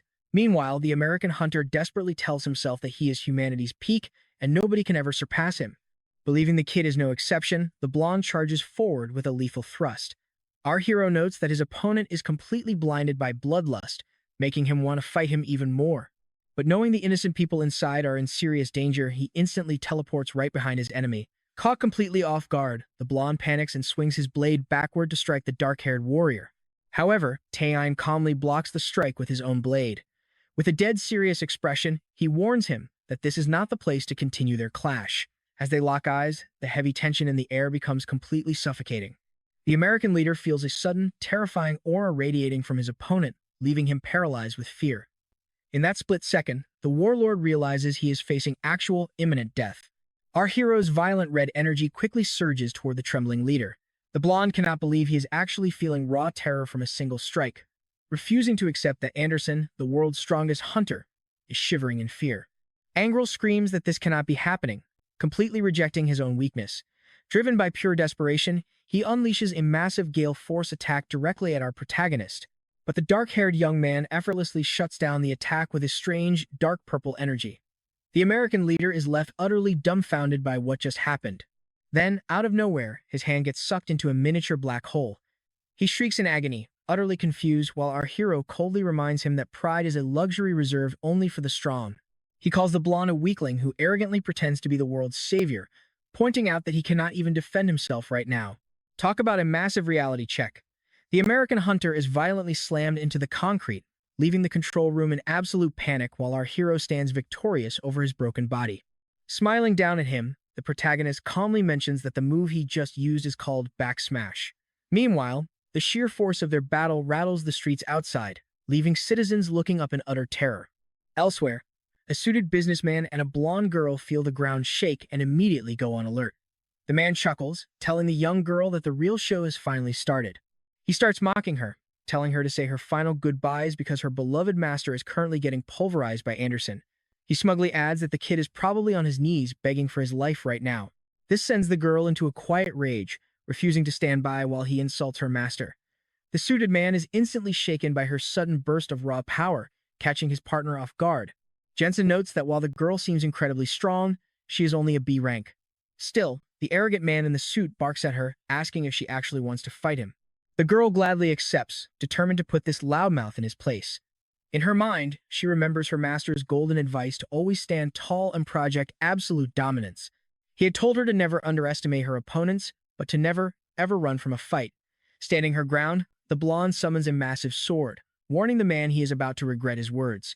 The businessman gets furious, unable to believe a little girl is actually going to swing at him. But as she charges, he panics and shrieks for his friend's help while bystanders flee the room in terror. His partner tells him to shut up and handle it calmly. The suited guy agrees, but the young blonde does not hesitate for a second, launching a lightning-fast strike from behind. But just as her blade is about to land, a glowing blue barrier blocks her path. She gasps as the blue energy absorbs her impact, while Jensen casually asks if she's really that mad. He offers to apologize on behalf of his rude friend if she agrees to stand down, but the girl fumes, demanding to know why she should stop when they were the ones who started this. She snaps that they insulted her master and did not even bother to apologize for it. Pointing her sharp blade directly at his face, she declares that the rude idiot needs to be disciplined. For a moment, the man just stands there, completely silent. Then, with a crazy grin, he says that since she wants to play, he will gladly finish this. Unleashing his own massive blue aura, he prepares to clash with the girl as she charges forward at full speed. Back at the ruined arena, our hero strolls in with the unconscious American leader slung over his shoulder. He casually tosses the defeated blonde onto the floor like a sack of potatoes. The hero tells them to relax since he spared his life, though he will definitely need a doctor. The director and his crew let out a massive sigh of relief that their star hunter is still breathing. The man mutters in disbelief that Taein really took down the strongest hunter alive. He excitedly realizes that with this kid on their side, their nation can easily rise to the very top. Blinded by greed, he boasts that they can finally look down on global giants like the United States and China. But the protagonist stops him cold, giving him a look that could freeze water. The hero coldly states that he only fought the American out of personal interest, not for politics. He gives the director a stern warning never to try and use him for his greedy schemes. Telling them not to bother him again, the young man walks away, leaving the stunned team behind. But as he steps back into the hallway, he spots the other battle and stops in his tracks. Looking up at the ceiling, he is greeted by a wild scene of massive, razor-sharp ice spikes hanging everywhere. On the ground, the young girl is heavily panting, but she refuses to give up, continuing her desperate clash against Brad as he mocks her skills. Trust me on this, as Jensen watches, he realizes Nuri is definitely not someone you want to underestimate. You and I are dropping right into a massive fight where Brad summons a freezing circle, promising to turn our girl into a human ice cube as deadly icicles launch at her. The suit-wearing jerk commands her to freeze, catching the warrior off guard with his spell. Frost creeps up her limbs. Gripping her sword, the blonde struggles to fight back, but screams as ice slowly locks her in place, cackling at her suffering. The villain asks her how it feels to be frozen stiff. He mocks her, asking who is punishing who now, as she glares back at him with pure hatred. Inside her mind, the girl begs her master for forgiveness, devastated that she could not avenge his honor. Realizing she is defeated, she admits there is no path to victory against Brad. Sensing danger, Jensen pleads with his partner to hold back before they go too far. But right then, a mysterious hand comes out of nowhere and shatters the icy barrier. Before Brad can even react, that hand clamps directly onto his mouth. Our main character finally shows up, clutching the guy by his face with a freezing, murderous stare. Both the girl and Jensen freeze in shock at the master's sudden arrival on the scene. With an intense, furious expression, our protagonist's red eyes lock onto her face. The uniformed officer screams desperately, cursing our main character, but the hero completely tunes out the noise. He simply squeezes the suit guy's face with brutal force. With one terrifying, fluid motion, he swings the guy and slams him straight into the floor. His glowing red eyes radiate an insane amount of anger. He is not playing. Now pay attention to this absolute explosion of red aura tearing the hallway apart. Furious, our main character demands how he dared to touch what belongs to him before locking eyes with the other guy. The officer panics, completely stunned because our main character was supposed to be crushed by Anderson. But the furious hero just demands why they hurt his apprentice. The protagonist warns them that their lives are forfeit, leaving the officer trembling. Before he can finish them off, though, someone suddenly jumps in to protect Jensen. Nori steps between them, urging him to stop because she is all right. The young woman looks at him with unwavering resolve, while his eyes burn with lingering rage. Seeing his disciple awake, the hero finally calms down in the ruined room. Still shivering with frost, the girl collapses into his arms, weeping as she tries to apologize, but he gently stops her. The master reassures her, saying she did a great job and that he will handle everything now. With a soft glow, golden light radiates from his palm to heal his apprentice. The girl watches in awe as warm energy flows through her, making her injuries vanish instantly. The hero turns back to the officer, stating that the girl just saved their lives. Holding her close, he coldly warns them to leave the country before his mercy runs out. Left alone, the man mutters that they lost their crown to an absolute demon. Sometime later, news spreads that Team Wolf has returned, leaving everyone clueless as to why. Rumors whisper about their meeting with our hero, catching the eye of a suspicious man in glasses. This is Kim Anuk, annoyed that he could not approach the kid first as he plots his next move from his couch. Smiling, he decides he cannot stay idle and prepares to act. Meanwhile, in the shadows, a mysterious woman declares that they must track the hero down. Elsewhere, a red-headed girl mutters that it is time for him to get moving. She looks visibly annoyed by the whole ordeal while a film plays in the background. While Murray laughs, the main character groans that this is boring. The blonde complains about moving again so soon after arriving, leaving Celine laughing nervously, completely unsure of what to say. Outside the building, swarms of journalists and cameras wait for a scoop. The lady explains that the hero's location has leaked to the public. She recalls that he wanted peace, so she suggests a secluded island hideout. Excitedly, she promises him a brand new estate and begs him to check it out. I know what you were thinking, who would say no to a private island. The blonde gets super excited, catching her master off guard by admitting she always wanted this, while he just asks if she is really that interested. Realizing she overstepped, the disciple quickly apologizes.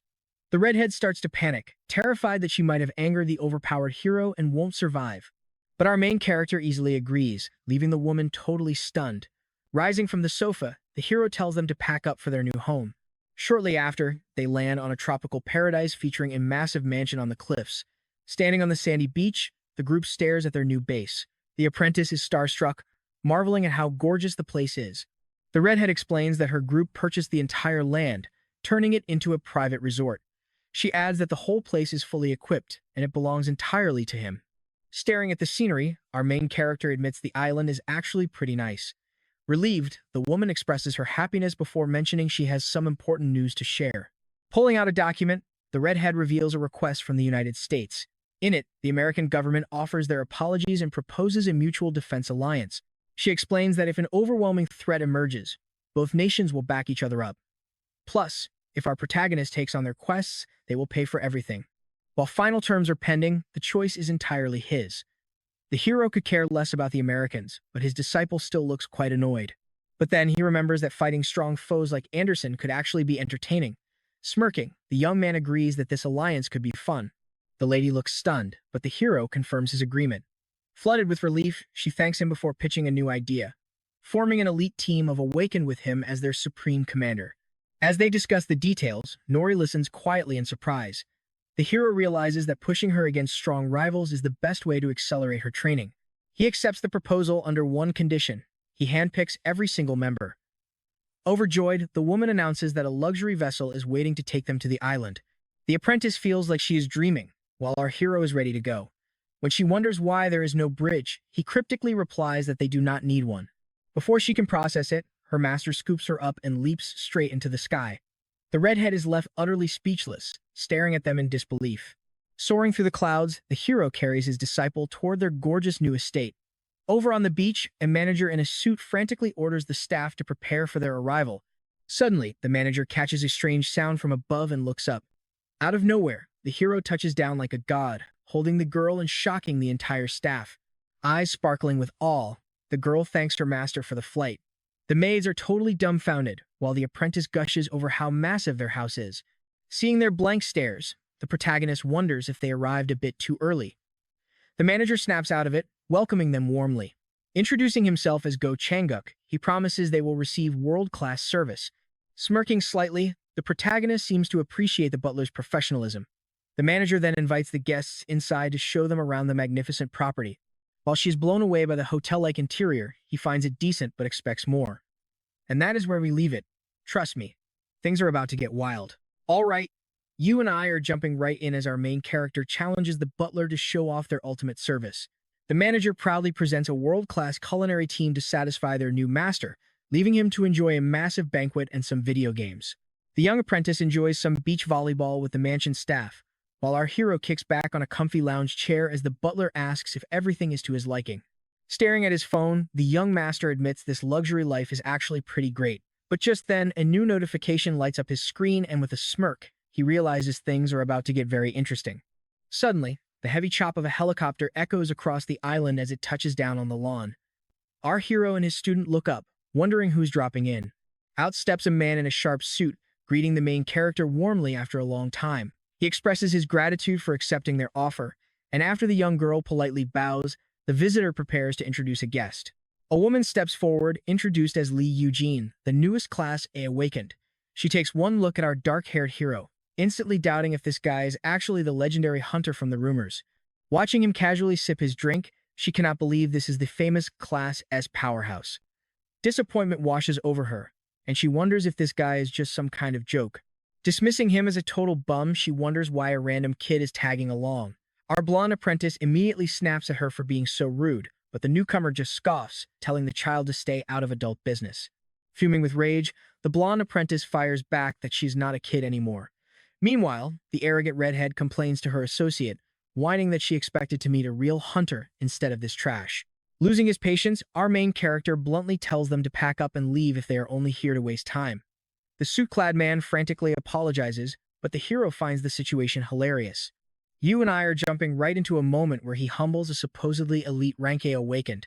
Eugene is completely lost, but he just keeps going, warning her that true strength means knowing when you are outmatched.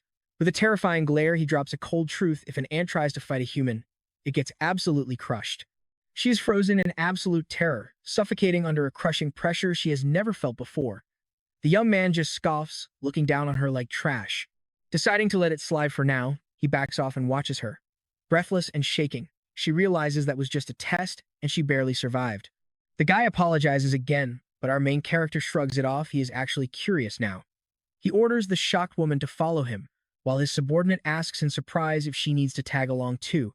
Once outside, their master demands to see what they can actually do. Drawing her weapons, the blonde gripes about being treated like some helpless kid.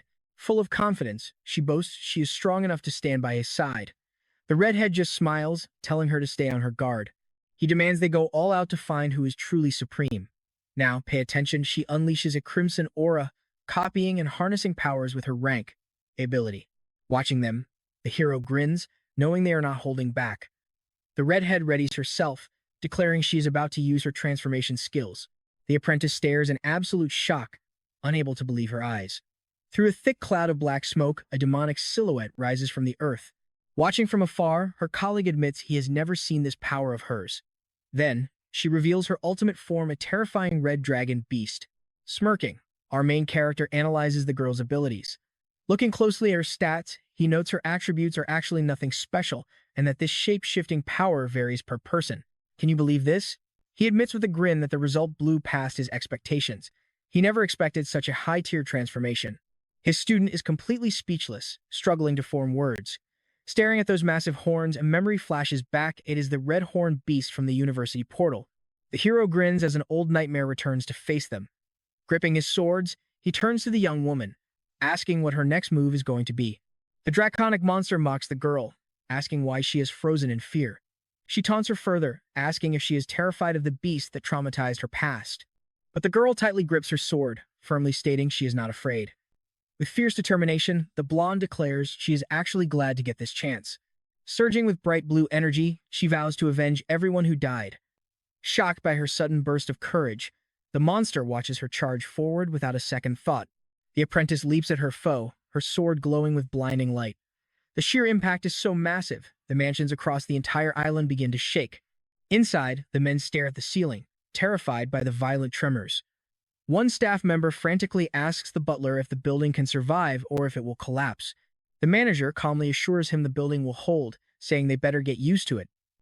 This is going to happen a lot around here. Meanwhile, the monster is stunned by her tiny opponent's speed. Trust me, you and I are about to see a massive clash as she conjures an energy sphere and fires a red blast to stop the blonde's attack. Alright, you and I are diving straight into this intense clash. The disciple gracefully dodges the strike, maintaining absolute focus before spinning mid-air to slash with her dual blades. But the beast easily evades, unleashing a brutal spinning kick that slams the blonde straight to the earth. Without giving her a second to recover, the fiery redhead immediately charges forward at top speed. The pair exchange a lightning-fast flurry of blows, filling the air with sparks. Then the woman gathers a highly concentrated red energy sphere in her palm, preparing to strike. She unleashes the blast, launching her opponent skyward. Nori screams in agony as the energy tears into her. Cruelly, the beast warns her to be more cautious while charging another deadly attack. Without hesitating, the redhead fires an even more devastating blast at her rival. Watching the battle, S.A. looks incredibly impressed, noting she used that exact same technique. A massive wave of crimson energy surges forward to swallow the helpless apprentice. The blast detonates with terrifying force, leaving nothing but a thick, rising cloud of dust. While the suit-clad man stands frozen, our main character actually seems to enjoy the show. Out of breath, the opponent boasts that underestimating a rank of fighter leads to ruin, but she looks up, utterly confused. The apprentice is completely unharmed, stepping off her foe's head like a springboard.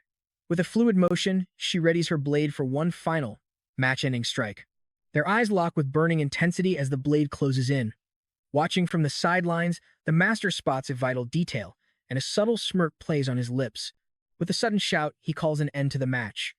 The edge stops inches from the redhead's neck, leaving her completely frozen. Stepping in, our hero declares this session is officially over. The disciple instantly bows to her master, while her opponent lies defeated on the floor. Reverting to human form, the redhead bitterly realizes that her higher rank meant absolutely nothing. The master walks over to his student, gently raising her chin with a proud expression. The opponent sighs, admitting she lost purely due to the massive gap in combat experience. Now pay attention to this hilarious moment. She thinks studying under him will make her invincible, but our hero brutally rejects her before she even speaks, leaving her in absolute shock. Alright, you and I are about to dive into a wild story, starting with our main character patting his disciple's head, comparing the redhead to a baby taking first steps, and bluntly refusing to train her. But then, the young man admits she could make a decent sparring partner, offering her a golden opportunity. The poor girl is totally blindsided by this sudden offer, barely believing her own ears. Turning to the executive, the main character asks if he hasn't sensed the looming threat yet.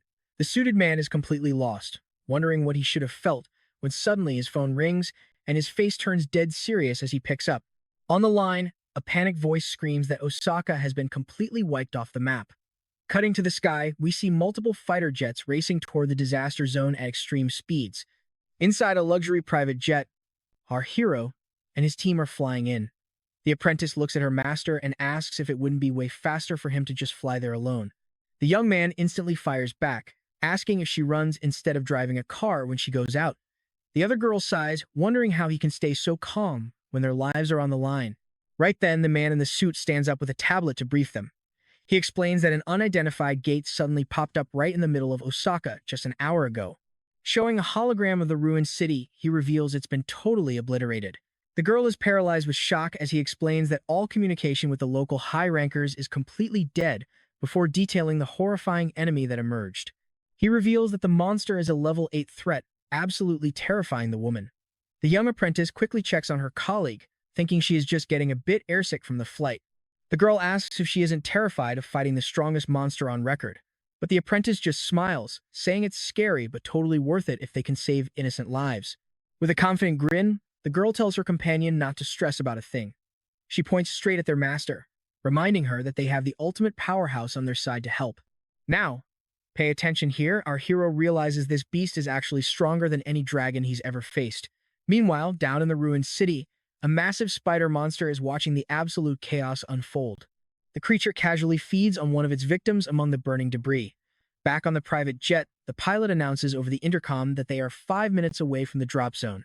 Arriving at the coordinates, the warning sounds for everyone to gear up and get ready to drop. With intense determination in his eyes, the hero stands up and announces he's going in first. Walking right up to the cabin door, the young man dives headfirst into the danger without a second thought, his wings catching the wind. The blonde yells that she's jumping next, checking if the other girl has her parachute ready to go. The redhead panics and says she doesn't, earning a quick scolding because they literally taught this at the academy. The blonde quickly steps in, helping her buckle the harness correctly before the plunge. Li Yuijin shivers, wondering if she'll actually be useful in a real fight, but her companion reassures her, saying she's just not used to the height and that she's going to do great because she's strong. Hearing those encouraging words, the newly awakened girl stares in surprise at the young apprentice. Blushing slightly, she mumbles a quiet thank you with a soft smile on her face. Instantly, the apprentice smirks, proudly boasting that she's obviously the strongest one around anyway. Stepping up to the open door, she tells her colleague that they are going to take the leap together. The girl squeezes her eyes shut, sweating bullets as the countdown starts. But the moment it hits 3, the blonde mercilessly shoves her teammate straight out of the aircraft, leaving her screaming in absolute terror as she plummets. They fall together, with the redhead screaming at the top of her lungs as the wind whips her hair. Close to the ground, our winged hero is already soaring, taking in the scale of the destruction. With a look of sheer boredom, the young man completely ignores his screaming allies. His focus is entirely locked on the colossal spider creature looming directly ahead of them. Hovering in place, the main character opens his dimensional portal and pulls out his sword. Preparing to strike, he promises to give the monster a proper welcome, unleashing a devastating wave of energy directly at the beast. Down on the ground, a Japanese hunter named Koharu is utterly paralyzed with fear. She finds herself face to face with a colossal arachnid, shivering as she stares at the terrifying monster. Okay, I know what you're thinking. She's done for, right? Well, think again, because our hero's massive energy blast suddenly rains down from above. The terrified girl looks up in absolute jaw-dropping shock. The blast hits with an explosive boom, saving her and kicking up a massive dust cloud. High above, the apprentice yells to her companion that they'll cushion their landing using their booster boots. The blonde pulls her twin blades out of her portals, ready for combat. She lands gracefully right in front of the Japanese hunter, crossing her swords to shield her from the blast. By doing this, she shields the purple-haired girl from the violent shockwave of the blast aimed at the spider. The blonde then glances back, asking the girl on the ground if she's all right. The young woman introduces herself, explaining that they are the backup sent over from Korea. Meanwhile, the giant spider seems to have shrugged off the initial attack completely. Looking at the beast, our protagonist is slightly puzzled because his attack didn't leave a single scratch. He studies the creature, calling it an incredibly ugly mutation, but then smiles, admitting he has actually never seen anything quite like this before. Right then, a system window pops up, displaying the creature's name and divine status. The screen also notes that the beast somehow wandered off due to some mysterious, shady contract. With a confident smirk, our main character isn't bothered by the situation at all. Floating high in the air, the boy casually asks the creature if it's actually an exiled god. He then reveals that he's also an exiled god, just like his opponent. Raising his weapon, the dark-haired youth gets ready to test the monster's true strength. With an excited grin, he lunges forward, eager to see what this beast is made of. The boy dives at high speed toward his giant opponent, meeting its swarm of glowing red eyes with total confidence. Unleashing his weapon, the dark-haired boy delivers an insanely powerful slash through the air. The impact triggers a massive explosion, blanketing the entire city in a thick cloud of dust. As the shockwave rushes toward them, One of the girls screams a warning while the Japanese hunter watches in utter disbelief. Moving like lightning, the apprentice grabs her and pulls her clear of the blast radius. The two Korean girls stare ahead with dead serious expressions, while Koharu is left completely speechless. With a trembling voice, the purple-haired girl asks what on earth that power was. Meanwhile, the massive spider is getting pelted with attacks from every single angle. The blonde proudly informs the stunned Japanese hunter that the winged powerhouse fighting is actually her master. The purple-haired girl is completely baffled, asking if that crazy strong hunter isn't actually an enemy. The apprentice just smiles, asking if her master isn't the coolest, leaving her totally silent. She tells her not to sweat the spider because her master has everything under control. But when the blonde offers a hand to help her up, the purple-haired girl sharply tells her to back off. Scrambling to her feet, Koharu snaps that the blonde is no better than a C-rank misfit. She aggressively yells that she doesn't need any pity and tells her to get out of her sight. Right then, the transformed redhead steps in, calling her incredibly ungrateful to the people who just saved her life. The girl snaps back with another insult, but the reddish figure warns that they have much bigger problems to worry about. Suddenly, the girls freeze as they feel something terrifying approaching. The giant spider monster is still standing completely unharmed despite the barrage of attacks from our hero. A system window reveals the creature's true name, Young Atlak Nache, as it lets out a deafening roar. The girls immediately brace themselves, facing the colossal threat with deep dread. Nori completely agrees, wanting to teach the girl a lesson right then and there. But with the colossal spider roaring, they have to fight for survival, and trust me, you and I are going to want to see how this wraps up. All right.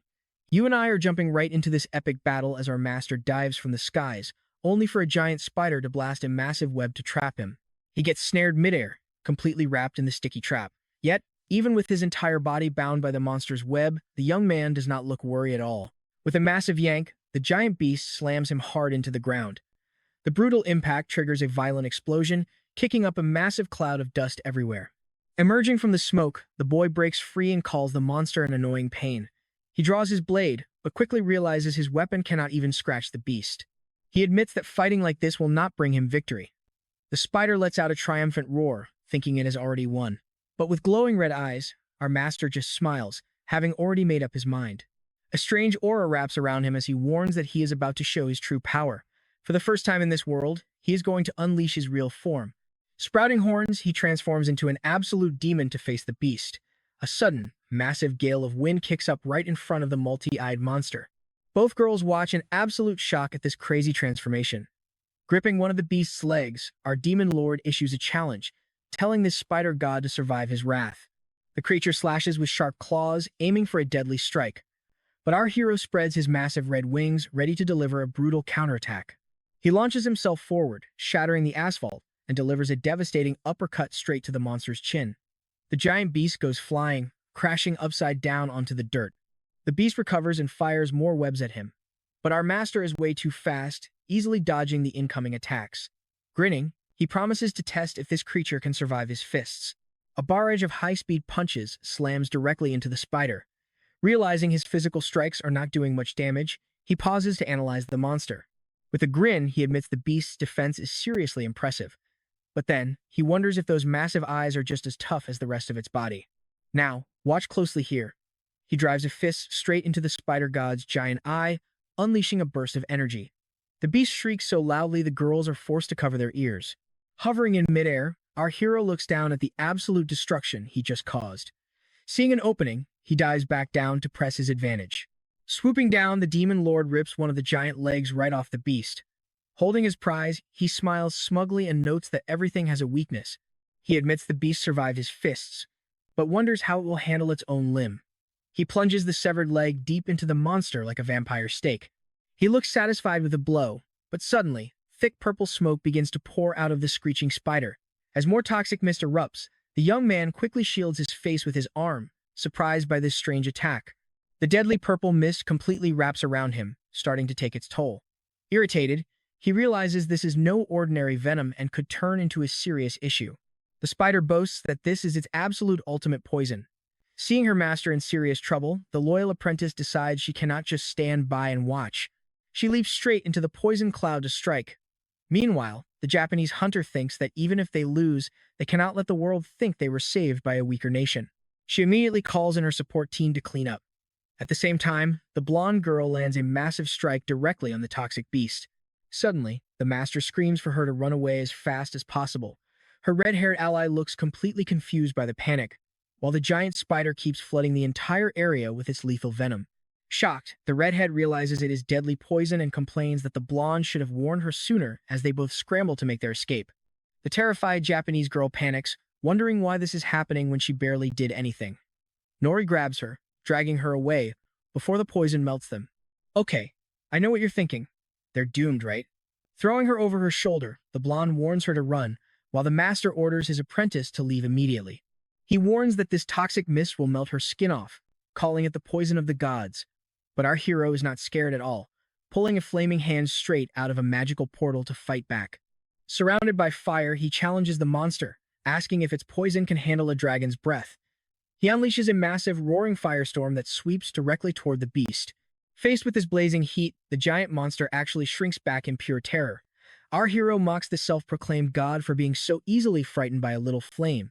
Swooping in, he calls the beast a massive disappointment and prepares to strike. He fires a colossal blast of golden flames, but the spider prepares to fire back with its own purple energy. As the massive wall of fire closes in, the spider god charges its weapon and unleashes a beam of pure purple energy. The beam rips right through the golden flames, flying straight toward our hero. The intense purple power pierces through his body, stopping him dead in midair. He coughs up blood as his apprentice screams out in absolute despair. The blonde girl desperately yells her master's name as he is impaled by the deadly attack. Our hero notes that the beast used a highly toxic spiritual poison to try and take him down. It is a divine venom that almost nobody can survive, but with a confident grin, he tells the creature it picked the wrong opponent. He warns that venom is completely useless against him as his chest begins to glow with light. He calmly grips the toxic spikes and rips them right out of his flesh. He reveals his water-based blood can easily neutralize any poison in existence. The giant spider stands completely frozen in shock, unable to believe its ultimate move failed. With his wings fully spread, he prepares to unleash a devastating counterstrike, charging at extreme speeds to end this battle once and for all. He hits the monster with a strike so powerful it triggers a massive flash of blinding light. His apprentice smiles proudly, while the redhead is left completely stunned. Looking down at his beaten foe, he declares that it is time to finish this. Using his insane speed and demonic strength, he ruthlessly tears off every single leg of the giant spider. The Japanese hunter watches in utter disbelief, unable to process the absolute slaughter. The legless spider god shrieks in pure agony under the winged demon's assault. The massive beast is entirely defeated, crashing headfirst onto the broken pavement. Our hero looks down at the fallen monster with a calm, highly satisfied expression.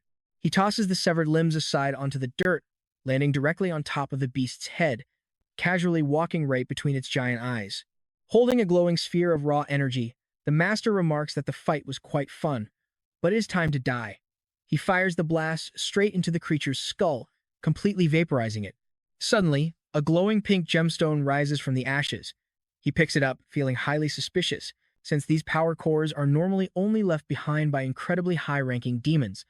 He notes a dragon might drop this, but concludes it was a fallen god, as perfect beings do not leave these. And trust me, you and I are going to want to see what happens next. You and I are starting with our hero deducing this beast is bound to someone powerful, while his subordinate looks on with a deadly, serious expression. The blonde and her ally are cornered by the Japanese squad, whose pink-haired leader sneers that letting a weak country save them ruins Japan's pride. Grinning like a villain, she declares they have to die right here. This hypocrisy infuriates our transformed fighter, remembering how they begged for help just moments ago when under attack. Nori asks if they are seriously betraying their actual saviors, but Kaharu simply scoffs, claiming it is not betrayal if they were never allies in the first place. The apprentice is absolutely disgusted that their protection is being repaid with murder, but the crazed Japanese hunter screams she is just defending her nation's reputation. She mutters they should have never interfered, meaning they have to disappear, as her squad points deadly purple energy spears at the two cornered heroines. The pink-haired girl boasts they are easy prey without their S-class protector. But out of nowhere, our overpowered main character drops right in front of them. His landing explodes with sheer force, sending debris flying everywhere as the shocked Japanese hunters shield their faces. The smug leader freezes in pure terror, unable to comprehend this sudden arrival. Our hero calmly asks what is going on here, warning that he will end this fast because their pathetic attitude is starting to annoy him. The leader gets annoyed, realizing they lost their window.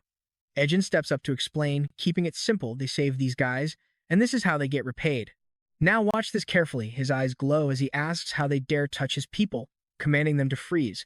Instantly, the entire Japanese squad is slammed hard into the dirt by a massive, invisible pressure, leaving them gasping in absolute terror. Pinned to the floor, one hunter feels like a giant hand is crushing his bones. He whimpers that this S-class is too strong, but his angry leader barks at him to shut up. She desperately yells that heavy reinforcements are coming, boasting that even this monster cannot fight off the elite Japanese hunters who are arriving at any second. She orders her squad to hold on to buy time. Our hero sighs, saying he was going to show mercy out of respect, but their arrogance is forcing his hand. He threatens to completely erase them so no trace remains, but his worried apprentice rushes over, stepping in front of him to stop the slaughter. She begs him not to go that far. Turning to the Japanese leader, she declares that despite their betrayal, her oath to protect lives still stands firm. She proposes a deal if she wins. They walk away, but if she loses, she promises they will stay completely silent about everything. She insists on handling this alone without her master's terrifying intervention, knowing that if he gets involved, the resulting collateral damage will be catastrophic. The draconic beast grumbles about why they even care about these weaklings, but seeing his student's pleading eyes, the hero finds her courage amusing and decides to let her fight her own battle. He swears on the name of the Demon King that he won't interfere in this clash. The pink-haired girl is annoyed, but her ally whispers that this is their perfect chance to stall for time. Trusting the plan, their swordsman steps forward, declaring he won't be scared off by some Korean hunter. The warrior faces off against our blonde apprentice under the watchful eyes of both groups. Grinning, her master tells her to show off her harsh training. She gets into a low stance, focusing entirely on her opponent. In a flash, she bursts forward, moving so incredibly fast that she becomes a pure blur. Before he can even react, she unleashes a storm of blade strikes, landing smoothly behind him. For a second, both stand dead silent, the warrior looking completely untouched. Suddenly, the warrior gasps and coughs up blood, finally feeling the devastating impact of her lightning-fast strikes. Nearby, the draconic beast grins with absolute satisfaction. You and I probably saw that coming, right? With her opponent flat on the ground, the apprentice calmly claims victory, leaving the pink-haired leader completely frozen in disbelief. Smiling, her master tells the Japanese leader that they are officially even. He praises his students' massive growth, declaring that he will keep his word and let them go. He warns them to run for their lives before he changes his mind, but the furious leader screams, outraged that some Korean hunters dare look down on them. Backing away with her squad, she shrieks that they won't survive after insulting Japan, ordering her entire unit to slaughter them all without mercy. Watching this trashy display, Eugene sighs in absolute disgust. Her master gently pats her head, reassuring his student that she has done more than enough for today. As she looks up at him, a dark red aura begins to ripple around his body. He mutters that using a sword on this garbage is a waste of effort. In an instant, a colossal storm of crimson energy erupts around our hero. The entire Japanese team stands utterly paralyzed, trembling before this godlike power. The giant vortex sweeps forward, swallowing the enemy squad whole as dark energy tears through them. Then, in a terrifying display of control, the entire storm condenses back into a tiny red sphere in his hand. Crushing the orb, he absorbs the energy and glances at the empty, barren battlefield, calmly noting that the trash has been cleared away. Declaring there is nothing left to do, he tells everyone it is time to go home, while the dragon companion watches them quietly from behind. The dragon marvels at how he wiped out an entire squad with absolute ease. Seeing him walk away, she breathes a sigh of relief that they are on the same side. A breaking news report covers the aftermath of the Level 8 monster assault in Osaka, reporting that multiple elite Japanese hunters mysteriously vanished during the battle. During a press conference, Japan publicly expresses gratitude to South Korea for their aid.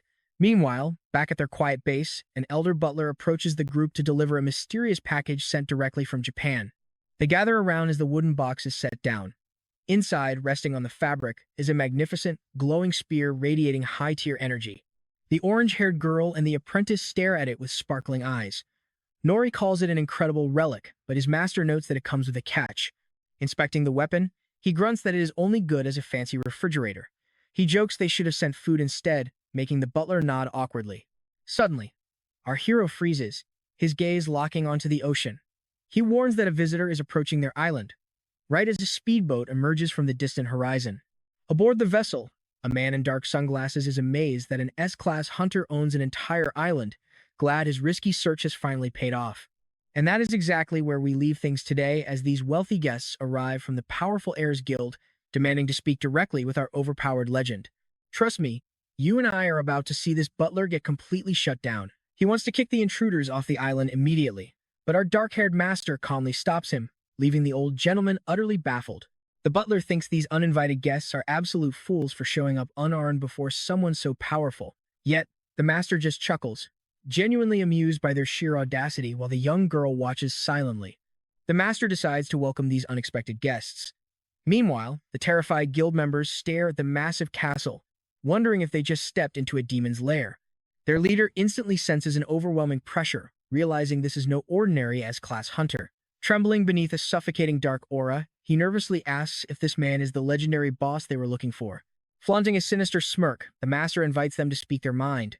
They sit down in a massive parlor to talk business, and right on cue, the white-haired butler serves a chilled chocolate drink to his master. The leader gulps, finding it wild that an S-class with such a terrifying aura has a sweet tooth for chocolate. Suddenly, Tigam snaps at him to spit it out, hating to waste time on garbage.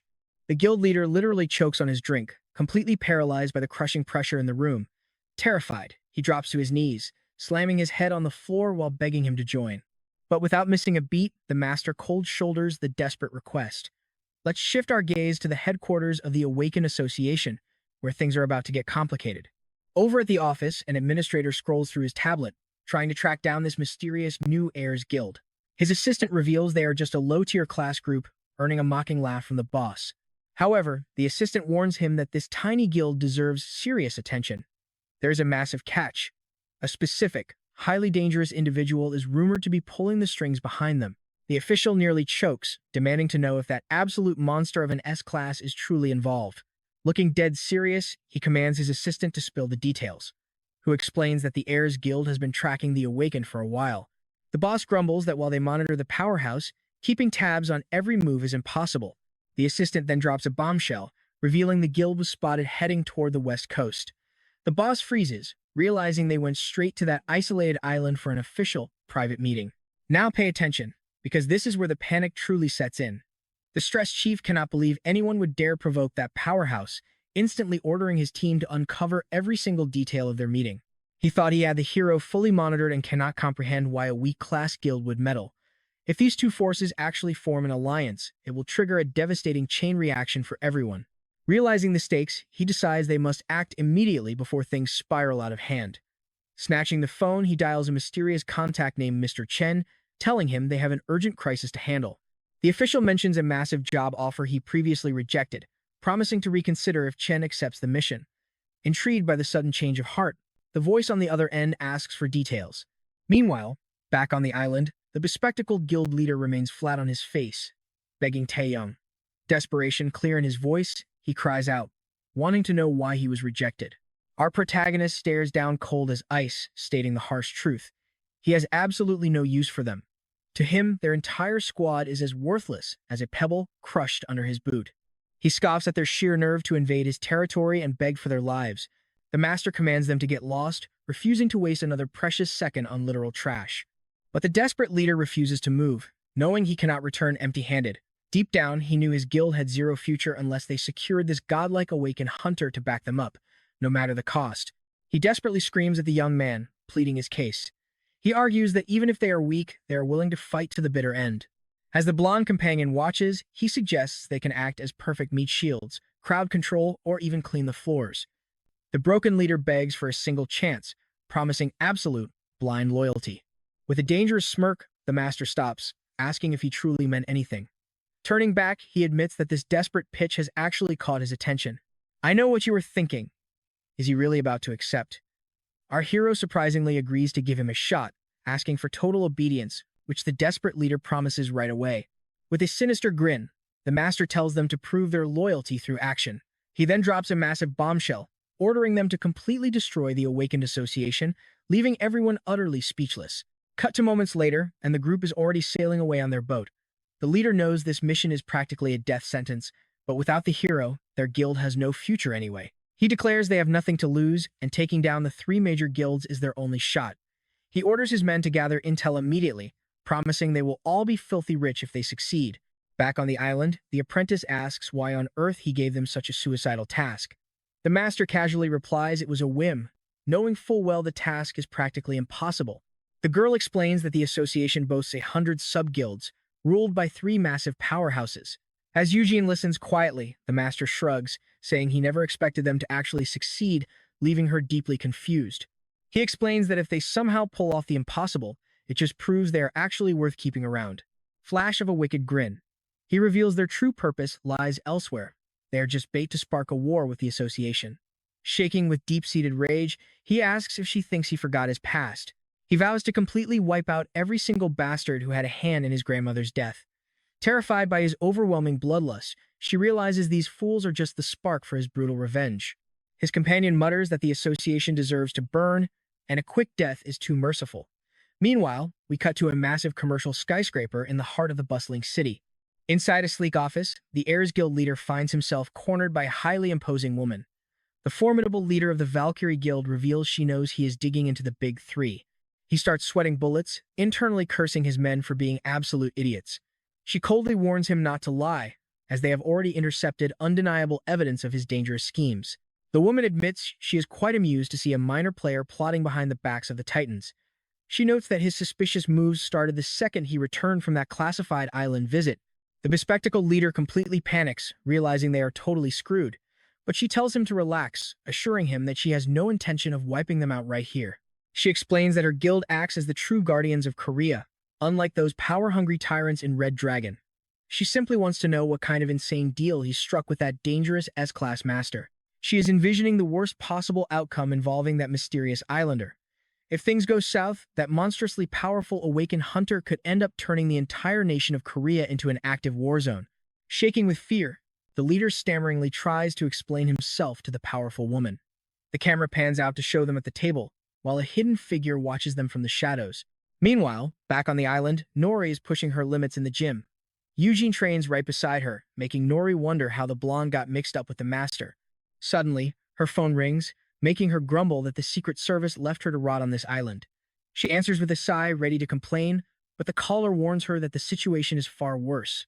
Hearing the news, her face turns pale as she struggles to process the sheer scale of the threat.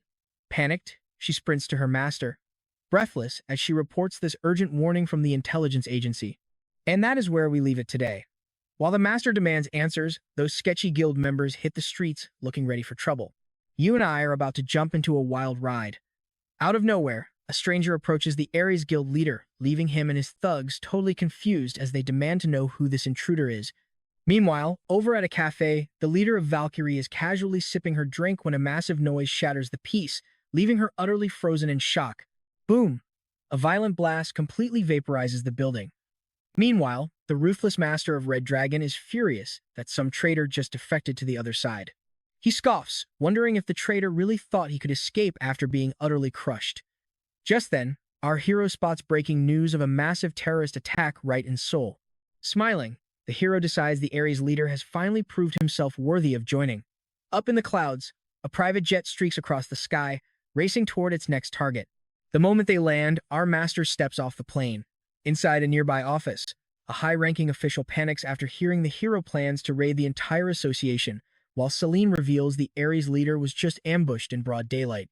Valkyrie's leader stepped in to stop the slaughter, leaving the Ares chief heavily wounded while his underlings miraculously survived. They still do not know who ordered the hit. But here is the real kicker. The Ares Guild is now completely controlled by the island master, throwing the office chief into absolute panic as he demands answers. His coworker sighs, telling him they only just learned this themselves. She explains that the hero believes the association targeted his new pawn, prompting him to strike back in revenge.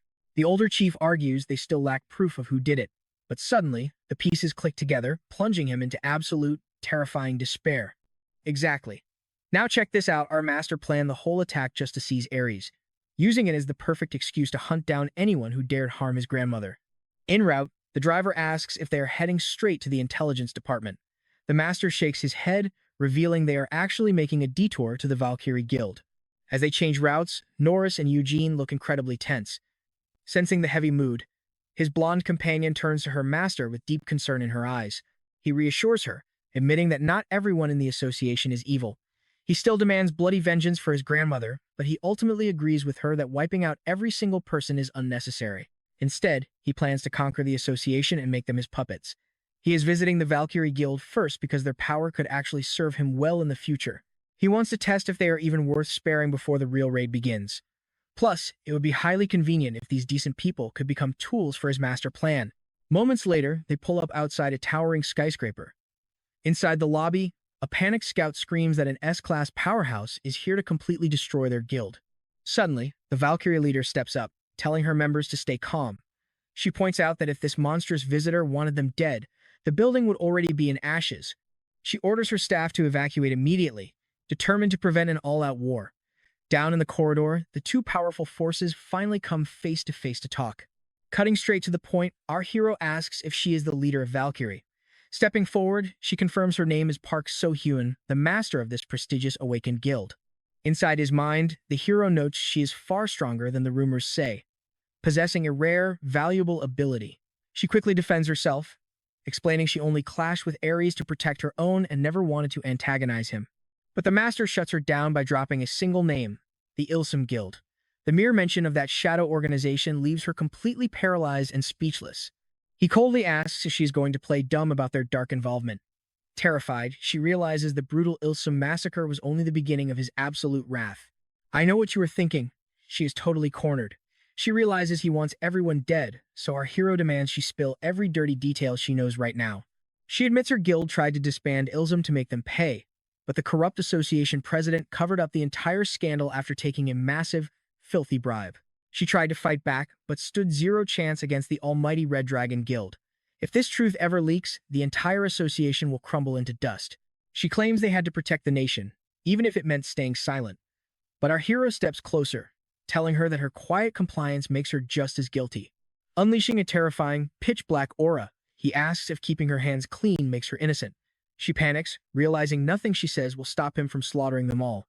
Desperate, her guards throw up a defensive shield, but the hero shatters it like glass, lunging forward to grab the leader by her throat, choking the life out of her.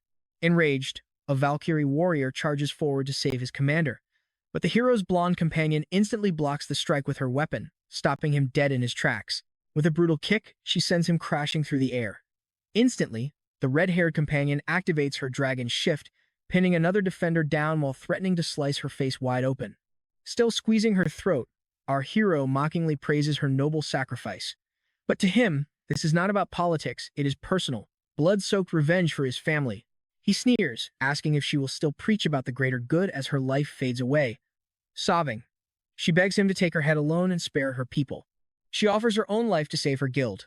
Meanwhile, the young fighter completely pins down her attacker, keeping him trapped under her colossal weapon. Glaring with pure hatred, the hero calls her desperate plea absolute nonsense. The scene shifts to the massive Red Dragon headquarters, where two high-ranking executives step outside while discussing business. Suddenly, the senior boss whips around in complete disbelief, demanding to know what his subordinate just uttered. Right then, his phone begins violently buzzing. Frowning, he answers the call, demanding to know what is going on. A cold, mysterious voice on the line delivers the bad news their situation just got a whole lot worse. The caller warns that their target has gone completely off the rails, making things incredibly difficult. This target is proving to be a far greater threat than they ever anticipated. Even worse, this monster is heading straight for President Chien. Terrified by the update, the president completely loses his cool and immediately changes his prior orders. He screams hysterically into the receiver, begging them to come protect him right now. The caller chuckles, noting how terrified he sounds, but promises they are the only ones who can save him. He reassures him that high-tier backup has already been deployed to his location, but mocks the supposedly great president for trembling like a frightened child. Scoffing that his premium fee will not be discounted, he leaves Chien boiling with rage. The president slams his phone onto the ground, screaming about who this arrogant bastard thinks he is. Whipping around to his assistant, he barks orders to mobilize every single fighter for an all-out battle. Nodding quickly, the loyal subordinate promises to spread the word immediately. Hun smiles coldly, confident that with the full might of his guild and their secret ally, nobody can touch them. Today, he vows, everything will be settled once and for all. And as we watch them drive off, we see Valkyrie's leader looking incredibly tense next to our hero. A quick flashback reveals the master finally letting go of her neck, letting her breathe a deep, shaky sigh of relief. All right, you and I are jumping right into the action because he spared her life to use her guild. Now, he orders her to tag along as they prepare to raid the Red Dragon Guild. Sitting inside the car, she demands to know why he is bringing her along. The young man calmly explains that she needs to testify and expose the president's massive web of corruption and crime. He notes her confession will validate his next moves while his ally watches. With a dead serious gaze, our hero promises to crush the criminals while rallying those loyal to his cause. He reveals he kept her alive so she can witness his grand design firsthand. Realizing his true plan, the Valkyrie leader yields and agrees to follow his every command. Suddenly, the driver warns the master that they have to halt. Right in front of them, a massive army of men in black suits is completely blocking the entire road. Stepping out, they stand face to face with a massive mob of hostile guild members. The hero tells his allies to stay back, unleashing a heavy, dark aura as he declares this sweet revenge belongs to him alone. An enemy thug spots him and screams for everyone to charge the bastard together. But our main character unleashes his raw power, effortlessly wiping out their entire first wave in seconds. Far from the chaos, the president listens to the frantic screams of his men over the computer. His calm companion doubts this kid is actually an S-class, muttering that the intruder is not impressive at all. But a mysterious ally warns the president that he is only lucky because our hero is holding back. Terrified, the Red Dragon chief begs this mercenary to put an end to that monster. Smiling coldly, the killer agrees, demanding a massive bonus for the job. Meanwhile, back on the street, another thug gets brutally wrecked. With smoke rising from his hands, the protagonist surveys the battlefield. Looking at the widespread destruction, he wonders if all the weak small fry are already dead and gone. Now pay attention here, because she is utterly speechless, seeing one man annihilate an entire guild. She realizes aligning with Tiong was the smartest choice of her life. The blonde apprentice grins, teasing that the master was soft, since he let everyone live today. But our hero senses something dangerous. Spotting a new challenger approaching, he immediately orders the two girls to fall back. Out of nowhere, a massive pillar of fire erupts right in front of them. The girls panic, but Sai quickly throws up a solid magic shield to block the intense heat. Yet, our hero stands tall, completely untouched by the raging flames. The smug attacker is visibly shocked to see the master survived his surprise blast without a single scratch. Our hero acknowledges his power, but the foe chuckles, calling it a warm welcome. With a condescending grin, the newcomer boasts that he is also an S-class hunter, just like him. He introduces himself as Dylan Lane from the Another Guild, instantly terrifying the girls. The orange-haired psycho glares at our master, declaring his execution day has finally arrived. In absolute shock, the older girl mutters the name of that dreaded syndicate. Beside her, the blonde apprentice is completely frozen in fear, unable to even finish her sentence. They both stand dazed, completely clueless about who these another guys are. However, the experienced Valkyrie captain instantly recognizes the extreme danger of this situation. She knows most hunters use magic to save lives, but this dark syndicate uses their gifts for pure evil. In a quick flashback, she remembers questioning Director Chun directly about this rogue group. The old man denied it all, but her instincts told her he was lying. Back in the present, the cocky, orange-haired assassin grins maliciously at our quiet master. She finally pieces it together. Director Chun is in league with them. The director screams that our hero is not the only S-class, and he will pay for his arrogance. Meanwhile, Dylan is annoyed by our protagonist's total lack of fear. The villain complains that the master is not giving him the dramatic, terrified reaction he deserves. Yawning, our hero sighs and says he already knows who this fool is. He quickly scans the villain's stats, finding nothing impressive at all. Stepping forward, he decides to correct the villain's delusions. Flashing a menacing aura, he warns that many have tried to kill him and failed. Annoyed, the orange-haired killer barks at the director to find a safe shelter nearby. But the stubborn old man snaps back, refusing to take orders from a hired thug because he wants to watch. Dylan completely snaps, screaming at the old man to beat it right now, unless he wants to become roasted barbecue. Annoyed, the Red Dragon president mutters angry curses, but wisely retreats to save his own pathetic skin. Let's pause here because the villain is about to unleash absolute hell, warning our hero that his arrogance ends today. Sensing danger, our master commands the girls to clear out of the blast zone. The villain charges up a devastating move, mockingly asking if he can still brag. He leaps high, casting a lethal spell called Inferno. The massive flame morphs into a giant, screeching demonic skull charging at our hero. Even he is taken aback by the speed of this sixth circle spell. He wonders if some unique trait is accelerating this magical strike. Nearby, the blonde apprentice screams for her master, complaining about the sudden, suffocating heat wave. The pink heat actually melts the concrete as it speeds forward. Siam panics, wondering if any human can survive this level of heat. Yet, our hero stands firm, looking completely unfazed by the incoming disaster. With a sudden serious expression, the orange-haired villain realizes our hero will not go down easily. He readies another strike, refusing to underestimate an S-class opponent. Channeling his maximum power to guarantee a kill, he unleashes a tsunami of pink fire that completely swallows our protagonist. The wild energy crashes, spinning into a massive hurricane around Taeyeon. Dylan grits his teeth, clearly struggling to control his own overflowing magic. Then, a colossal explosion detonates directly on top of them.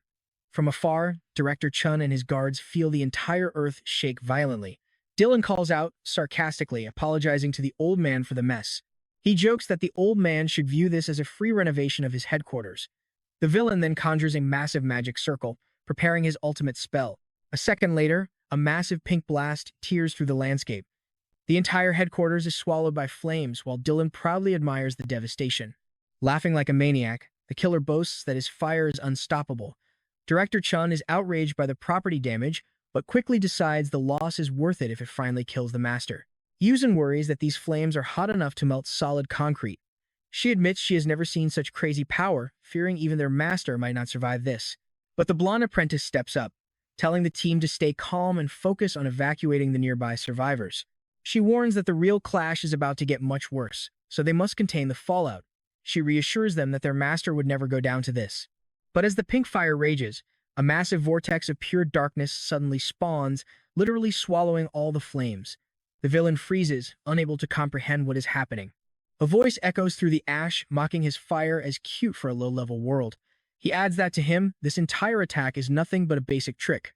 Smiling, Tae-young calls him a weakling, making the villain absolute furious. And trust me, you and I are going to want to see what happens next as he summons a deadly dark spear. Let's dive into an absolute monster of a main character handing out a brutal beatdown. In the distance, the Red Dragon Guildmaster watches, completely panicking. Crimson energy erupts from the hero, completely swallowing his enemy. The massive explosion lights up the distant skyline in a blinding flash, just as two mysterious onlookers arrive at the scene of devastation. The man sighs, realizing they arrived way too late to join the fray. Celine tells him there is absolutely nothing they can do by going down there now, but her partner notes that Tom will finish this quickly anyway. Back in the crater, the blonde opponent somehow survives, standing tall amidst the roaring flames. With a look of pure rage, the enemy prepares to keep fighting. Stepping through the fire, our hero declares this petty revenge is finally over. The master just smiles, offering to make things a bit more entertaining. Dylan loses his mind, screaming that this bastard is looking down on him. Yet, Tae-young keeps walking forward through the blazing inferno, completely unbothered. He casually raises his hand, effortlessly blocking one of Dylan's incoming fire blasts. The blonde rages that he's not the only one with special powers, launching a massive wave of golden flames. Taeyong stands completely still, taking the explosive blast head-on. Smirking, the villain asks how the hero likes that power, but his jaw immediately drops. Taeyong easily holds back the blazing attack, casually praising his opponent's speed and adapting to the fight. Now pay attention here. Dylan is absolutely losing his mind. How did our main character survive that massive magic attack without a single scratch, especially if he's just a physical brawler? As he steps closer, the protagonist corrects him he is not a physical fighter, but a true mage. He calls the opponent's elemental spells basic, mocking him for feeling superior. Shocked, the blonde guy can't believe his ultimate powers are being called basic. The master notes that this is the core difference between humans and true demons. Demons rely entirely on their raw fighting instincts rather than relying on structured skills. But humans lose their will to fight when facing overwhelming power. It looks like the blonde fighter has pushed himself to the absolute limit. Dylan gasps an apology, admitting he totally misjudged his opponent's class. Laughing, he says he's finally found a worthy opponent to go all out on. Smiling back, our hero praises his fighting spirit and asks for more excitement. Without wasting a second, the villain summons a massive blazing wall of fire. As the intense heat surrounds him, the protagonist feels his arms starting to singe. He realizes the guy's power has actually grown since their last encounter. The desperate orange-haired foe screams for the flames to crush his target. Feeling the sudden pressure, the master pauses to think. The enemy shouts that it's still not enough, casting his ultimate spell, Volcano. Suddenly, a massive maw of fire and bubbling lava erupts from the ground. Lava serpents surge toward our hero, catching him off guard. Seizing the moment, The enemy immediately prepares another deadly technique called Flame Wedge. The attack spins violently, locking onto the trapped young man. It strikes him directly, triggering a massive explosion of pink and red energy that obliterates the entire area. I know what you're thinking, is it finally over? Even the onlookers are terrified, convinced that no one could walk away from a blast that lethal. But the Demon Lord is casually holding one of the lava beasts in his hand. The villain is left completely speechless. He crushes the serpent with one hand and stomps out the remaining flames effortlessly. Shrouded in dark energy, the master glares coldly at his foe. Terrified, Dylan screams, wondering what kind of monster he is facing. He keeps screaming in utter frustration, unleashing yet another desperate fire spell. But the hero just stands there, watching the attack close in with absolute calm.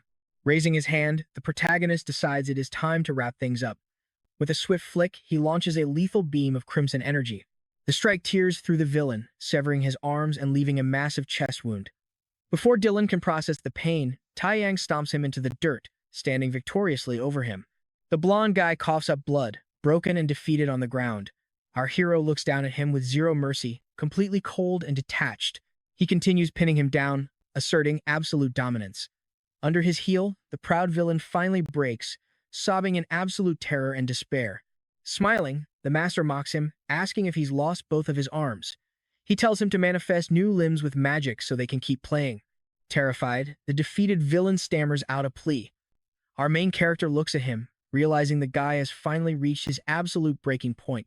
He praises the fun fight and offers to end it with a magical finish. Dylan begs for his life, offering riches, loyalty, and even secret intel on his group. All while the girls watch from afar. Too bad our hero cannot actually use magic in this world. He dryly quotes the old saying that any highly advanced power is indistinguishable from magic. With a final blow, he vaporizes his foe as the Valkyrie leader shields her eyes. When the dust settles, our warrior stands there with bloody fists. His dark aura fades, leaving a massive crater behind. With the battlefield quiet, the two observers cautiously step forward to inspect the damage. The man mutters that even a level 5 threat shouldn't cause this much ruin. His partner agrees, relieved the damage wasn't worse, while nearby healers tend to survivors. Just then, Nori approaches the arriving duo. She bows on behalf of her master, promising they won't run away from the consequences of this chaos. But Yu waves it off, saying they would overlook anything even if the whole city were leveled. He then asks who the hero actually fought. The blonde girl reveals he fought an S-rank hunter, leaving them speechless. The man denies it, saying there are only 10 such hunters in existence. His partner points out that every S-rank is heavily monitored by global governments. The Valkyrie reveals the threat came from a place called Another, warning that they must act immediately. She notes that this has officially escalated into a national security crisis. We then cut to an imposing government building hosting an urgent meeting. Inside, the director looks completely stunned by the group's name. Siam believes the older man already knows about this mysterious faction. She warns that things have gotten too serious to keep covering up. The director admits only top officials were ever told about this secret faction. He explains they have active cells in Japan, China, and beyond. Because they are a dangerous terrorist group, they had to keep their existence classified. The protagonist mentally scoffs at the cover-up, comparing them to ostriches burying their heads in the sand. But the girl insists the secret is out. And that's where we leave it. South Korea is about to find out exactly what happens when Ta-hung clashes with an S-rank monster. Since the association is gone, she pitches a fresh hub for the awakened. The scheme is simple: pin everything on the ex-president and make it look like our hero arrived just in time to stop total disaster. Alright, you and I are jumping right into a global crisis. The security agency and our boy are now the center of attention, while global leaders hold a holographic meeting where a cold redhead drops a massive bomb. Dylan is dead. One leader actually laughs, joking that the lunatic finally bit the dust and won him a bet. But with a dead serious face, the red-haired lady repeats the dead man's name. Silence hits the room as the death is confirmed. It is real. One of the leaders goes quiet, finally realizing the sheer gravity of the situation. Word gets out that the clash happened in South Korea against a new S-rank threat. One leader realizes this is bad. Their dead ally was top tier, meaning whoever killed him is a monster. The boss quickly orders them to get in touch with Che Jinping for answers. Next, a powerhouse named Gandharvis is ordered to head over to Korea, and he absolutely loves the idea. He gears up to leave, dying to test the fighter who crushed his partner. Meanwhile, back at the security union, everyone stares at the sky as a massive portal slowly tears open right above them. Meanwhile, our main character's brand new squad is walking through the streets, looking incredibly tense. Sitting on a bench, our boy wonders what is on their minds. The Valkyrie leader just shrugs a little pressure, keeps the team sharp. But honestly, did they really need to be this stiff? The dragon lady thinks so, but our blonde hunter disagrees, boasting that her master can easily solo entire armies anyway. She quickly changes the subject, asking their leader to pick a squad name. Yujin chimed in first, suggesting Invincible since their boss is unmatched. Nori ponders for a second and suggests White Dragon Team. Yujin immediately gets annoyed, asking if they are ordering some cheap fusion dish by just smashing two old names together. Here is where the girls actually agree on something. Cyan steps in with the Untouchables, meaning they are so high up, nobody can even touch them. The girls instantly love the vibe and lock it in. And just like that, the Untouchables are officially born. Our hero looks pretty satisfied and gives a simple, approving nod. But their celebration is cut short. The team looks up in pure shock as the sky portal violently expands. The blonde girl freezes, realizing this is just like the department store disaster. Cyan and the dragon woman brace themselves as a new nightmare creeps out. But our main character, he just stares up, completely unfazed and ready. Nori glances at his master and calms down. As long as the boss is here, they are safe. Meanwhile, a panicked hunter nearby screams for everyone to run for their lives. Deep inside the dark vortex, glowing crimson eyes lock onto the city. While weaker hunters run, Taein stands her ground. Suddenly, a massive, monstrous claw rips through the rift. A towering ancient dragon drags itself into reality, making our hero wonder if this is some kind of joke. The system screen confirms it. This is a high-level war dragon. Apparently, this beast passed out after breaking some bizarre contract. The Valkyrie leader checks her device and hails it as a catastrophic level 7 threat. Yujin recognizes the beast's profile instantly. Cyan looks closer and gasps. The design and terrifying mana are identical to the very first dragon our boy ever killed. Nori casually suggests they just name it Red Dragon 2, leaving the girls speechless. The blonde quickly recovers, bragging that her master will crush it without taking a single scratch. Right as she finishes hyping him up, the dragon literally stomps our hero flat. The squad screams in absolute terror. I know what you're thinking, but our boy is totally fine. Dust clears, and he casually remarks that he is surprised a dead lizard showed up. This monster isn't undead, making him wonder if some crazy resurrection magic is at play. He decides to save the questions for later and snaps his fingers. With a solid stride forward, our main character prepares to dismantle this giant pest. As the beast roars, our boy launches skyward. Slamming a heavy fist into the dragon's skull, he promises to decapitate it once again. The dragon glares in pure rage, but our boy just tells it to look down before delivering a brutal axe kick to its head. Landing smoothly, he stares the monster down. The massive beast whips its colossal tail around, but instead of dodging, our hero braces himself and catches the massive limb bare-handed.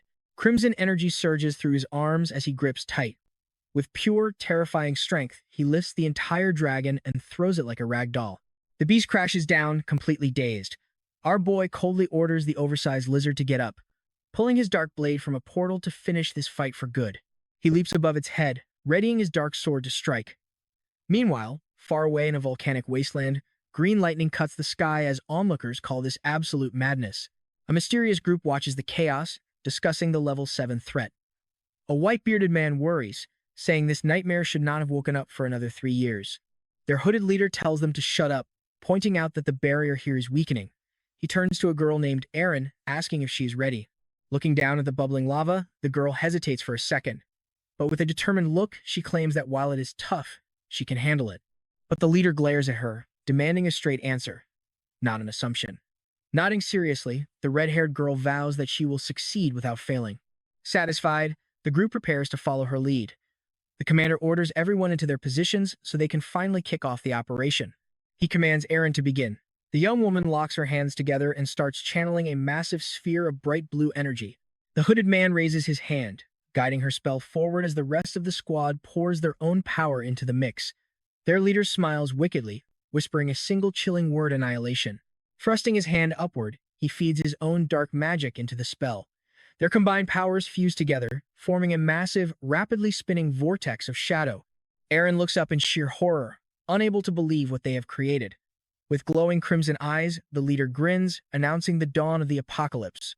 The dark portal spins with violent force, ready to tear the world apart. Yet, back in the city, the sun shines peacefully as if nothing is wrong. But then, pure chaos erupts.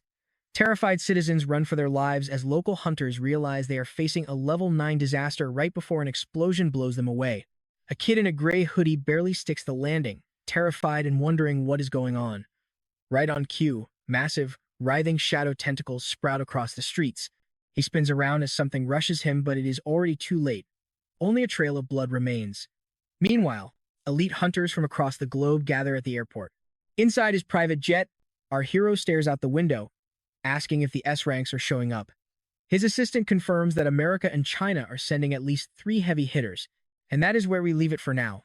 Cyan tells her master they have landed, warning him that a major political storm is brewing between nations. She wonders if this mysterious man can really stay calm in the upcoming storm. Nori then asks if the legendary Anderson from the United States is also making an appearance. Her master simply smirks, thinking things are about to get highly entertaining. The blonde shrugs it off, noting the enemy is only ranked 9th, so it should be an easy win. He pats her head gently, telling her not to sweat the small stuff because he has got this covered.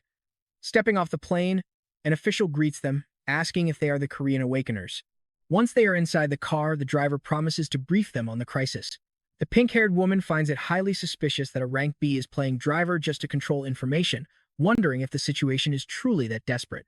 Cruising away from the airport, the driver reveals the monster has spent 10 days alternating between resting and destroying everything. He adds that 30 rank B and 12 rank A Awakeners are already on site. He goes on to state that 5 rank S powerhouses have already arrived. Powerful nations like the United States, Russia, and the United Kingdom have all deployed their absolute strongest warriors for this battle. The blonde girl is puzzled, pointing out there should only be 4 top heroes. The guide chuckles, explaining that the superpowers always keep a few hidden weapons secret from the public. Stepping out of the vehicle, the guide explains that the rank B forces will manage logistics. While they walk, he mentions the rank A are there solely to provide heals and buffs. Hearing this, the master calmly notes that the rank S will obviously spearhead the main offensive. Meanwhile, inside a secure room, an officer reports that the Korean Awakeners have finally arrived. An elite leader, who miraculously survived, asks if there are now 6 rank S fighters, receiving a firm confirmation. He instantly gets annoyed, grumbling that he wanted China's secret rank S hidden from everyone. His ally questions if they even need this much firepower. You and I can see where this is going. The hooded figure grins sinisterly, saying it might not be enough. The young man looks baffled by this warning. Suddenly, the officer freezes in sheer horror, staring at a shocking sight. A high-tier healing bracelet is shown on screen, struggling to mend an injury that should have been cured instantly. The wounded soldier explains that this damage was caused solely by residual energy leaking from the monster. As a dark orb appears, he admits he never even got close to fighting the beast. In the lounge, Nori excitedly whispers to her master. She is stunned to spot Jane, the top-tier rank S Awakener from England. The young girl gets hyped, knowing even the strongest summoning masters have arrived. Next, she points out a legendary healer, widely revered as a living saint. Suddenly, a mysterious kid clad in a dark hoodie draws everyone's eyes as he stands completely isolated. He approaches our main character, bluntly asking if he is the new rank S from Korea. The master merely smirks, finding this sudden confrontation highly amusing. An overlay panel reveals this rookie's name is Lei Fang, and he has undergone major physical modifications. Lei Fang sneers, asking the master if they have met before. Nori steps in, defensively demanding to know who he thinks he is. Glares intensifying, Lei Fang coldly orders her to move aside because he only cares about the man behind her. Nearby, onlookers whisper that this cocky rookie is actually China's newest rank S powerhouse. Galen steps between them, asking what business the rookie Lei Fang has here. The Chinese challenger merely clicks his tongue in annoyance and walks off. The hooded guy turns back to the Korean legend, questioning if he is really the top rank S from his nation. Go notes silently that the kid acts tough but smells like a coward, then dismisses him. He scoffs, muttering that Korea will be useless and only big superpowers matter. This infuriates our blonde apprentice, who growls that none of them could ever match her master's true strength. Our protagonist just glances back with a remarkably cool look, entirely unaffected by the insult. In that exact instant, his eyes drift over to another individual in the crowd, watching them intently. The system profile identifies this man as Benjamin, classified as a rank S sorcerer. Yet, the girl pipes up, calling him a world-renowned healer known as the Great Saint. The young hero looks deeply confused, especially when a system note reveals Benjamin is actually serving an unknown master. As the system displays details on another figure, our hero wonders what secret identity this man is hiding. Suddenly, Benjamin walks right up, politely asking if the Korean guest needs something from him. Nori squeals with excitement, confirming this is indeed the famous saint from Manchester she talked about. Her master fixes his eyes on him, bluntly asking if he truly is a saint-class healer. The man smiles warmly, explaining that his healing specialization revolves entirely around removing negative status effects. Our protagonist smirks knowingly, casually mentioning he assumed the man was a wizard instead. Instantly, Benjamin's warm smile vanishes, replaced by sheer panic at the hero's words. He lets out a forced laugh, desperately claiming that wizardly healing magic is purely a myth to cover his shock. Confused, Nori chimes in, explaining that only registered healers can perform restoration spells. Smirking wider, the Korean legend softly echoes that wizard-style healing is impossible. Sweating bullets, the fake saint laughs nervously and makes a hasty exit. The encounter wraps up quickly. The master advises his apprentice to completely ignore that suspicious fraud. Right after, a siren blares, gathering all elite fighters together because the ultimate battle is finally starting. The top-tier hunters assemble, their expressions deadly serious. Crossing his arms, our hero flashes a supremely confident grin. At that moment, Godlin readies his gear, declaring he is going all out right from the start. Gazing down the avenue, the heroes survey the utterly ruined cityscape left by the beast. The blonde girl scans the area, muttering that she cannot spot the American champion, Anderson, anywhere. Her ally guesses the strategy is to wear down the monster using lower-rank S-bait. And trust me, you and I are going to want to see how this crazy raid plays out. The assistant thinks China is underestimating this fight, but the master knows better. Stick with me as he asks why this situation is actually so dangerous. She points out that China giving up their war loot proves they are completely desperate. Our hero nods, fully realizing the extreme weight of what they are up against. Without wasting a second, he orders his team to retreat immediately. The blonde girl just smiles, joking that as rank B hunters, they usually stay safely in the back anyway. But he shuts that down fast. He demands they flee the entire area right now, his eyes flashing as he warns them of the incoming disaster. He sensed the energy coming from Korea, but never expected it to feel this terrifying. Suddenly, panic erupts as hunters scream in terror. Just as Taeyong rips open his massive weapon portal, he pulls out a cursed demonic sword that literally drains its wielder's life force. The Korean hero grips the hilt, commanding the bloodthirsty blade to submit. Now look closely, a giant, horrifying eye suddenly opens in the sky, staring down at the ruined city as hurricane winds blow everyone back except our main character. Ready for war, he raises his glowing crimson sword. He screams at the rank B hunters to run for their lives, while one terrified guy asks if they can even survive this. The blonde guy looks genuinely worried, admitting he has no idea if they can win.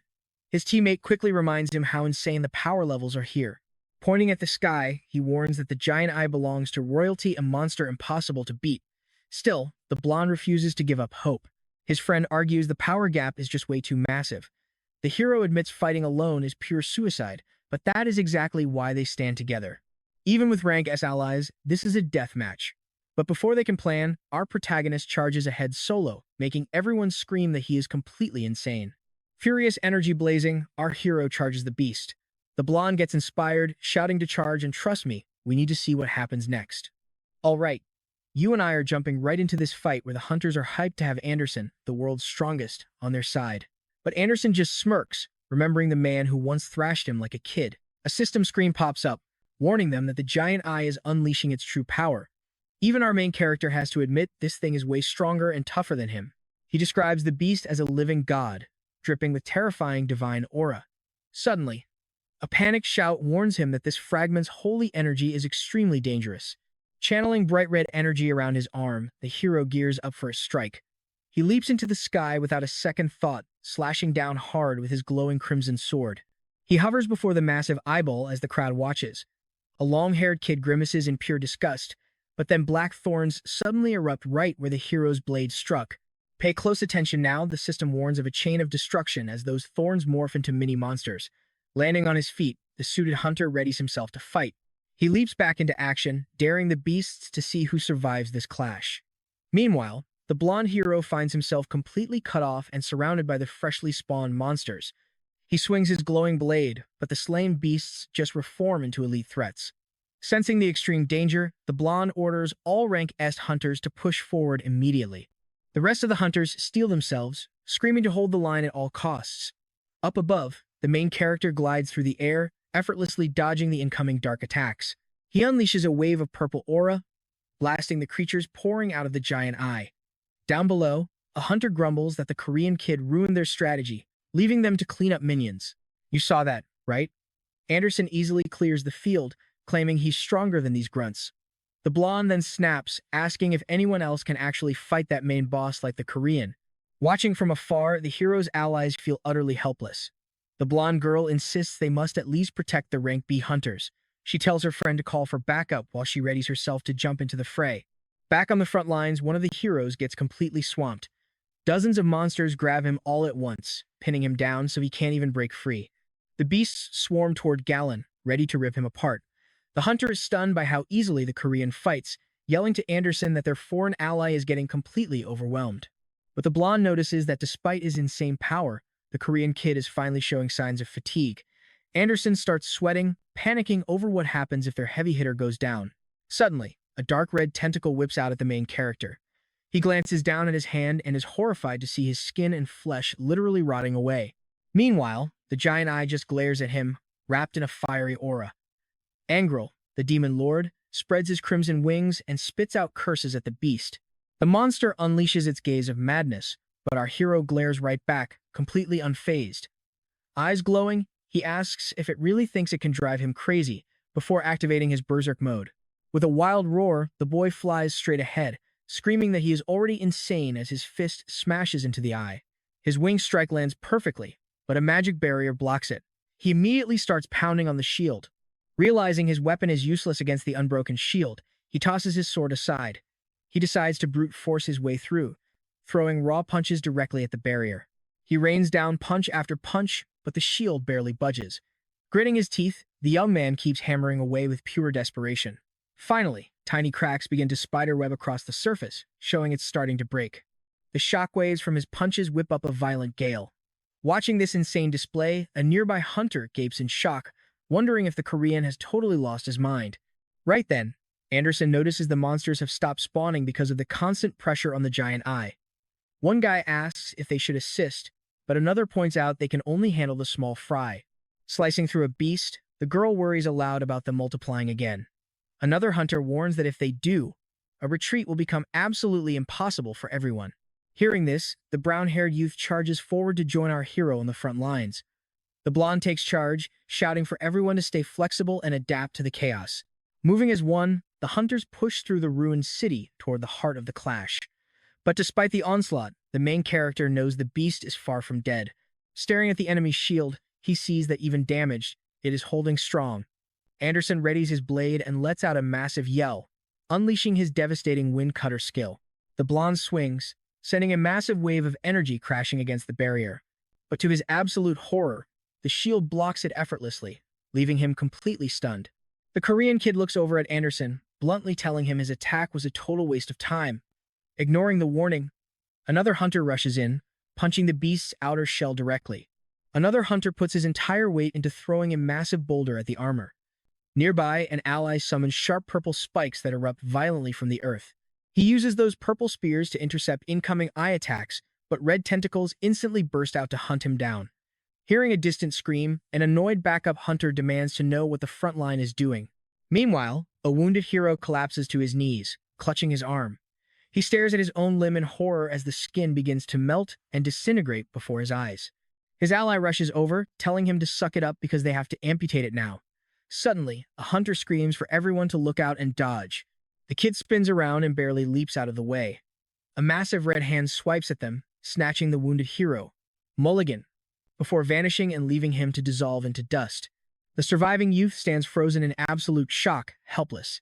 Staring up at the colossal eye, the terrifying realization hits him this thing is completely unbeatable. Anderson rushes over to the hero, asking if they can win. The youth explains it would take a century to break this shield, meaning humanity is doomed. The blonde asks if there is truly no way to stop this colossal eyeball. Our hero in the suit admits they are out of options, but Anderson refuses to give up, prompting the winged hero to charge alongside him. The protagonist casually thinks that this kind of apocalyptic mess was just a Tuesday in the demon realm. Down below, the hunters cheer, relieved that backup has finally arrived. At the same time, the short-haired girl restrains the rest of the group, stopping them from charging blindly. Meanwhile, writhing dark tentacles lash out at the heroes, who struggle to defend themselves. From its throne of chaos, the giant eye controls every strike with cold precision. The main character spots a stray tentacle and scowls. Nearby, Nori is busy fighting minions, completely unaware of the deadly threat creeping up behind her. Our winged hero dives down at lightning speed, screaming for her to get out of the way. She looks up in shock, bracing for the impact, but opens her eyes to find her master shielding her. He blocks the blow with his wings, reminding her that he told her to stay alert. But his body feels weak, leaving the terrified girl deeply worried about his condition. He mutters that he could crush this god if his magic worked here. Suddenly, a strange black star begins to shine in the sky. Looking up, the hero feels a surge of familiar energy. He spreads his wings, glowing as his hand heals, and trust me, you and I are about to see a real beatdown. Let's dive in, as the terrified blonde girl demands to know what this insane energy surrounding her master is.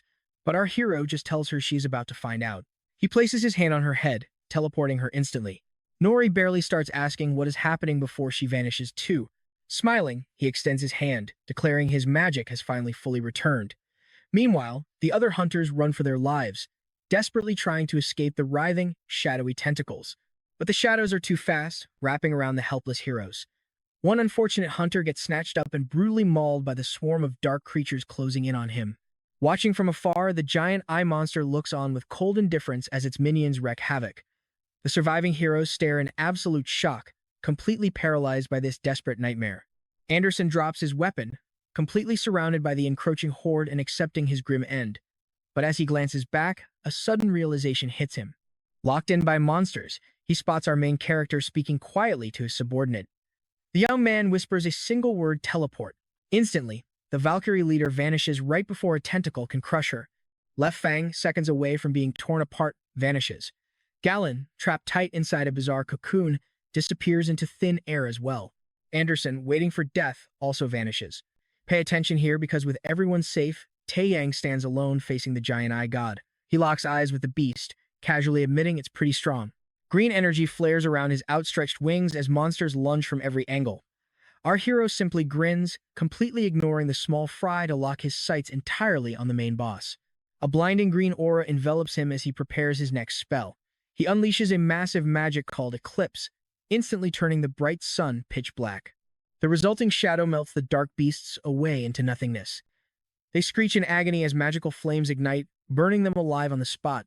The massive eye growls, terrified, wondering where this freak who cannot be drained of mana came from. Staring back with icy eyes, the young man tells the beast its time is up. Colossal shadows swallow the earth as our hero releases his raw power. Above the crumbling monster, the eclipse finishes, turning the sun into a dark sphere crowned by a blazing ring of fire. Suddenly, we shift to a frozen wasteland under a dark sky. A massive dark portal opens, safely dropping all the teleported hunters onto the snow. The blonde apprentice frantically yells for her master, but we both know he's not here. Her colleague looks just as lost, wondering what is happening. Her friend asks where they got sent, and she answers they are 100 kilometers away. Anderson anxiously asks where the Korean hero is, and the terrified apprentice admits her master is still back there. One hunter panics, loudly questioning if their winged savior actually survived the blast. Annoyed, Nora immediately draws and points her sword right at the terrified man's face. Glaring, Anderson warns his companion to knock it off if they want to stay. The blonde apprentice apologizes for her friend's hostility, telling the group to keep moving. Anderson recalls how the young hero effortlessly healed himself before casting that massive teleport. The apprentice nods, confirming her master promised they would meet up again very soon. The leader is totally baffled, having assumed the young kid was a warrior, not some elite mage. The short-haired lady insists on returning to help, asking if there is a way. Gawain mentions rescue helicopters are incoming, and he plans to hijack one. The girls immediately beg to come along to check on their master, bowing low as they politely ask him to let them join the ride. Knowing a strong ally is useful, Gawain agrees to bring them. Elsewhere, a hooded figure watches the mass destruction, whispering that this is real magic. He gazes at the dark eclipse, stunned by the sheer magnitude of power on display. Aaron approaches, warning him that things in China are spiraling. They must find the mysterious mage who survives such high-tier magic. The leader orders her to contact Benjamin and discover this rogue mage's true intentions. At that, she asks what to do about Gan Harva, questioning if there will be trouble. She notes that Gan Harva is absolutely furious with our protagonist for interrupting his plans, but the leader tells her to hold off, since the Chinese conflict is finished. As she departs, the leader resolves not to let their grand plans get ruined. Meanwhile, the dark sky clears, and our protagonist commands a hidden observer to show themselves. Suddenly, a tiny masked shadow creature manifests right in front of him. The tiny beast drops to its knees, respectfully hailing him as its king. The young hero commands his servant to look up. The loyal shadow explains he has no idea where the rest are, having only sensed his master's overwhelming presence. Nodding, the hero orders his loyal servant to open the gate right away. Obeying instantly, the creature summons a massive, swirling portal of darkness directly from the ground. Immediately, he is pulled inside, racing through a swirling tunnel of purple energy. Next thing we know, we are in a massive, gilded throne room with our hero casually lounging on the golden seat. And that's where we leave things. Hit that notification bell so you and I can see what crazy antics our king pulls off next time. Music.